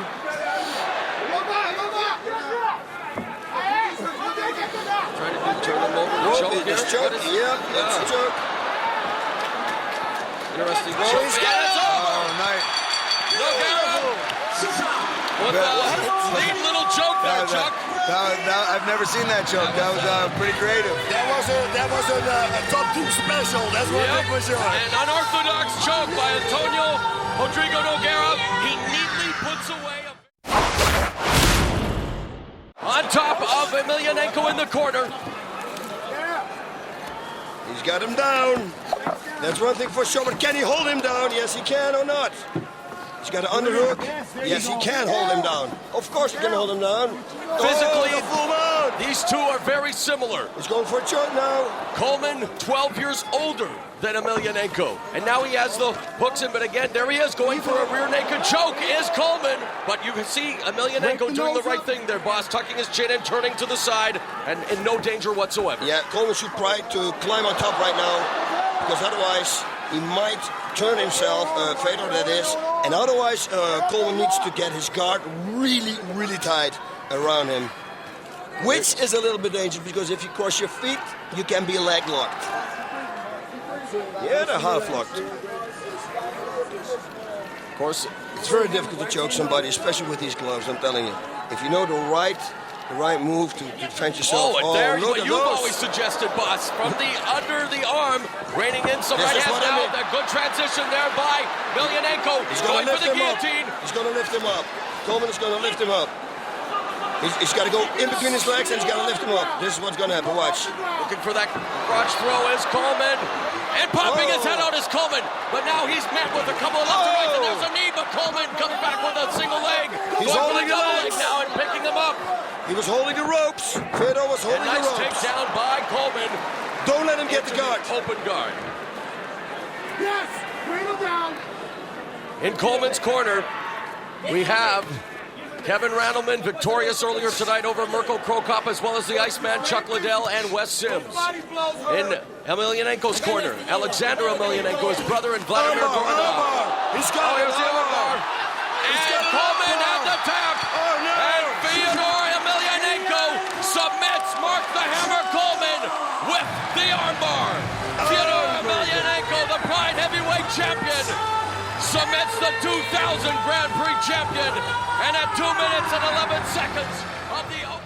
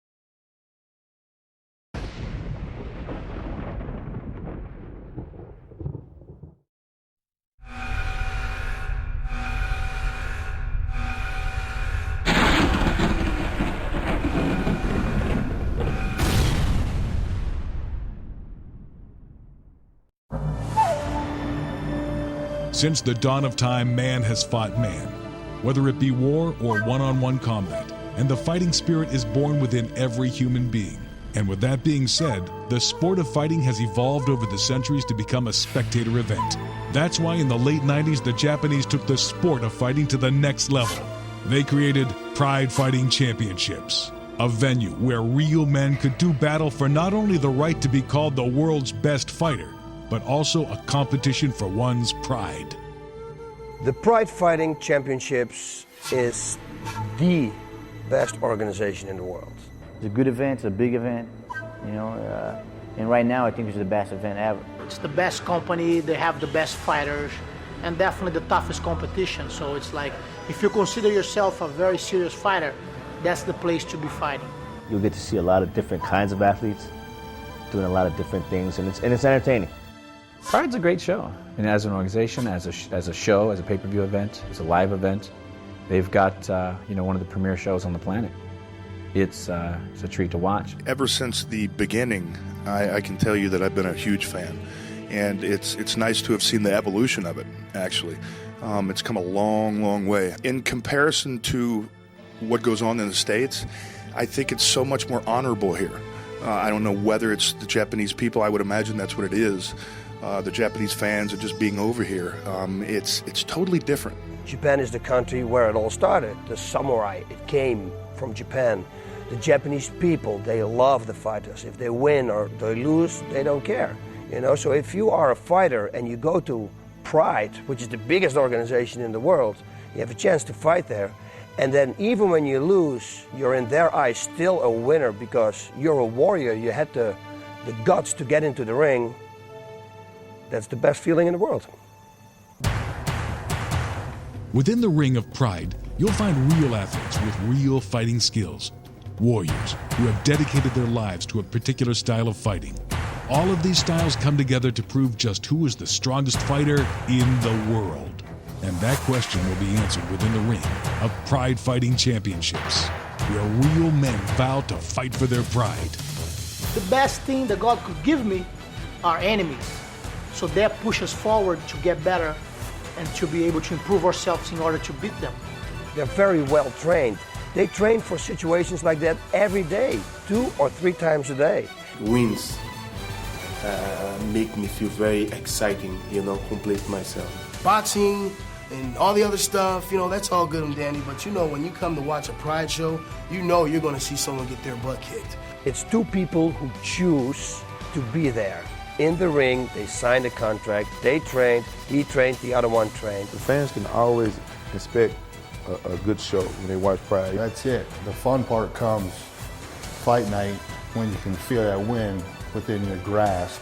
So discover what millions of fight fans already know. There's no fight like a Pride fight. It's just a lot of action, and both guys want to win. Both guys train as hard as possible. Pride's just blown up. We're going to blow this whole thing up. It's the most basic form of competition. So that is the allure of it. It's who's going to go down, who's going to be the bigger man, who's going to take damage and continue on. That's the story. If you want to see real fighting for what it really is, watch Pride. Because Pride will show you exactly what it's about. Pride Fighting Championships. You've never seen fights like these.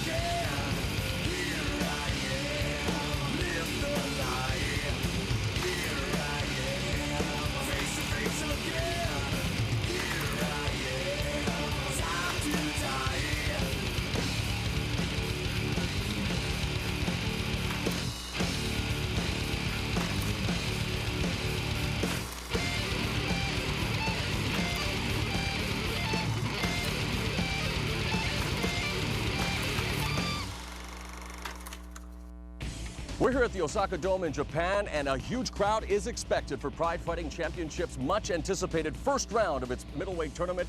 Welcome to Total Elimination 2005. Alongside El Guapo Boss Rudin, I'm Mauro Ranallo. Tonight, 16 of the top fighters on the planet begin their quest to be the best in Pride's ultra-competitive middleweight division. And Boss, when you take a look at the lineup, the favorite going in has to be the defending Pride World Middleweight and 2003 tournament champion, Wanderlei Silva. Now, having said that, this tourney features the deepest talent pool in MMA history. And as you can see, my partner here having a little trouble controlling his excitement. Boss, give us your thoughts on what should be a memorable event. Oh, Mauro, I'm so happy to be here. And you mentioned Wanderlei Silva. Well, now, Wanderlei Silva, in order to pull this one off, he has to be in even a better shape because the amount of fighters, the level is out of control. Just to be a part of this tournament already makes you #1. Now, we can talk about it, we can analyze, we can do anything we want, but let's take a look at the fighters who are going to fight tonight. The fighters and matchups scheduled for Pride's 2005 middleweight tournament opening round are Wanderlei Silva, Silva, also known as the Axe Murderer, is Pride's current middleweight champion and was also the champion of Pride's 2003 middleweight tournament. Incredibly, this Brazilian fighter hasn't lost a middleweight fight in almost 5 years. Silva's specialty is Muay Thai kickboxing, and this aggressive fighter has devastating knockout power. Bring on Silva's that he has a David Silva, October 31st. And Silva now has Kondo on the run, and he knocks him down. There's a stop, another stop, and he is finished. Vanderlei Silva will be facing Tadahiko Yoshida. Yoshida is fast becoming one of the biggest MMA stars in Japan. This former Olympic judo gold medalist is still fairly new to the sport of MMA fighting, but is definitely earning respect. Well, what he would do, he just comes in and you can take him down. There he is, taking him down. Oh, there's a good high roundhouse left. Yes. And there's a knee there, the left knee. And now they are exchanging blows. Both fighters getting some in, a big right hook. This is how I expected him to come out in the first round, Bob. Oh, good knees. And a good right by Yoshida. And another one as the blows exchange. Dan Henderson. This American fighter has set his sights on Pride's middleweight tournament belt. Also known as Hollywood Henderson, he trains with the legendary Team Quest and is not just an accomplished wrestler, but also possesses some brutal punching power. Gonna take him down. There's that right hand again. There it is. It doesn't look good here. This does not look good for him, yo. But Silva was the one that moved, and Dan dropped the bomb, and Dan jumped right on him. Really getting, right hand. And a takedown. The fight is almost over, boss. It's almost over. There it is. Henderson is going to have his hands full with Antônio Rogério Nogueira. The twin brother of one of Pride's best heavyweight fighters, now Nogueira is looking to do the same as his brother, but in Pride's middleweight division, as he too is all about the ground game. This Brazilian jiu-jitsu expert not only wants to win the 2005 tournament, but also has his last name to defend. That looks good to me so far. Oh, he's got it. Whoa, what a nice move by Nogueira. He gets him with the arm. Alistair Overeem. The Demolition Man from Holland may be young, but he has his 6'5", 200-pound frame to back him up. Not only is Overeem schooled in kickboxing, but also possesses some devastating knockout power. Holland. There's one thing I can tell you 100% no. That was good hit. That was the right knee to the solar plexus. It was the right knee to the solar plexus. Finish it now. He's hit the body. Batman is in trouble. Batman. He's stepping it over. Alistair will be defending the Pride name against Vitor Belfort. This Brazilian returns to Pride Fighting Championships, but now representing the UFC. Skilled in Brazilian Jiu-Jitsu, this UFC fighter will have his hands full when he steps back into the Pride ring. Mixed martial art comes still, but he's got it. He's got it. Oh my. There's no way to get out. Tap. A quick show by Vitor Belfort.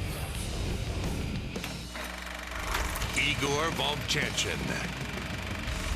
This fighter from the Ukraine has an impressive 44 wins and only 7 losses in his long fighting career. Now previously a heavyweight, Igor is now looking to take control of the middleweight division by winning Pride's 2005 middleweight tournament.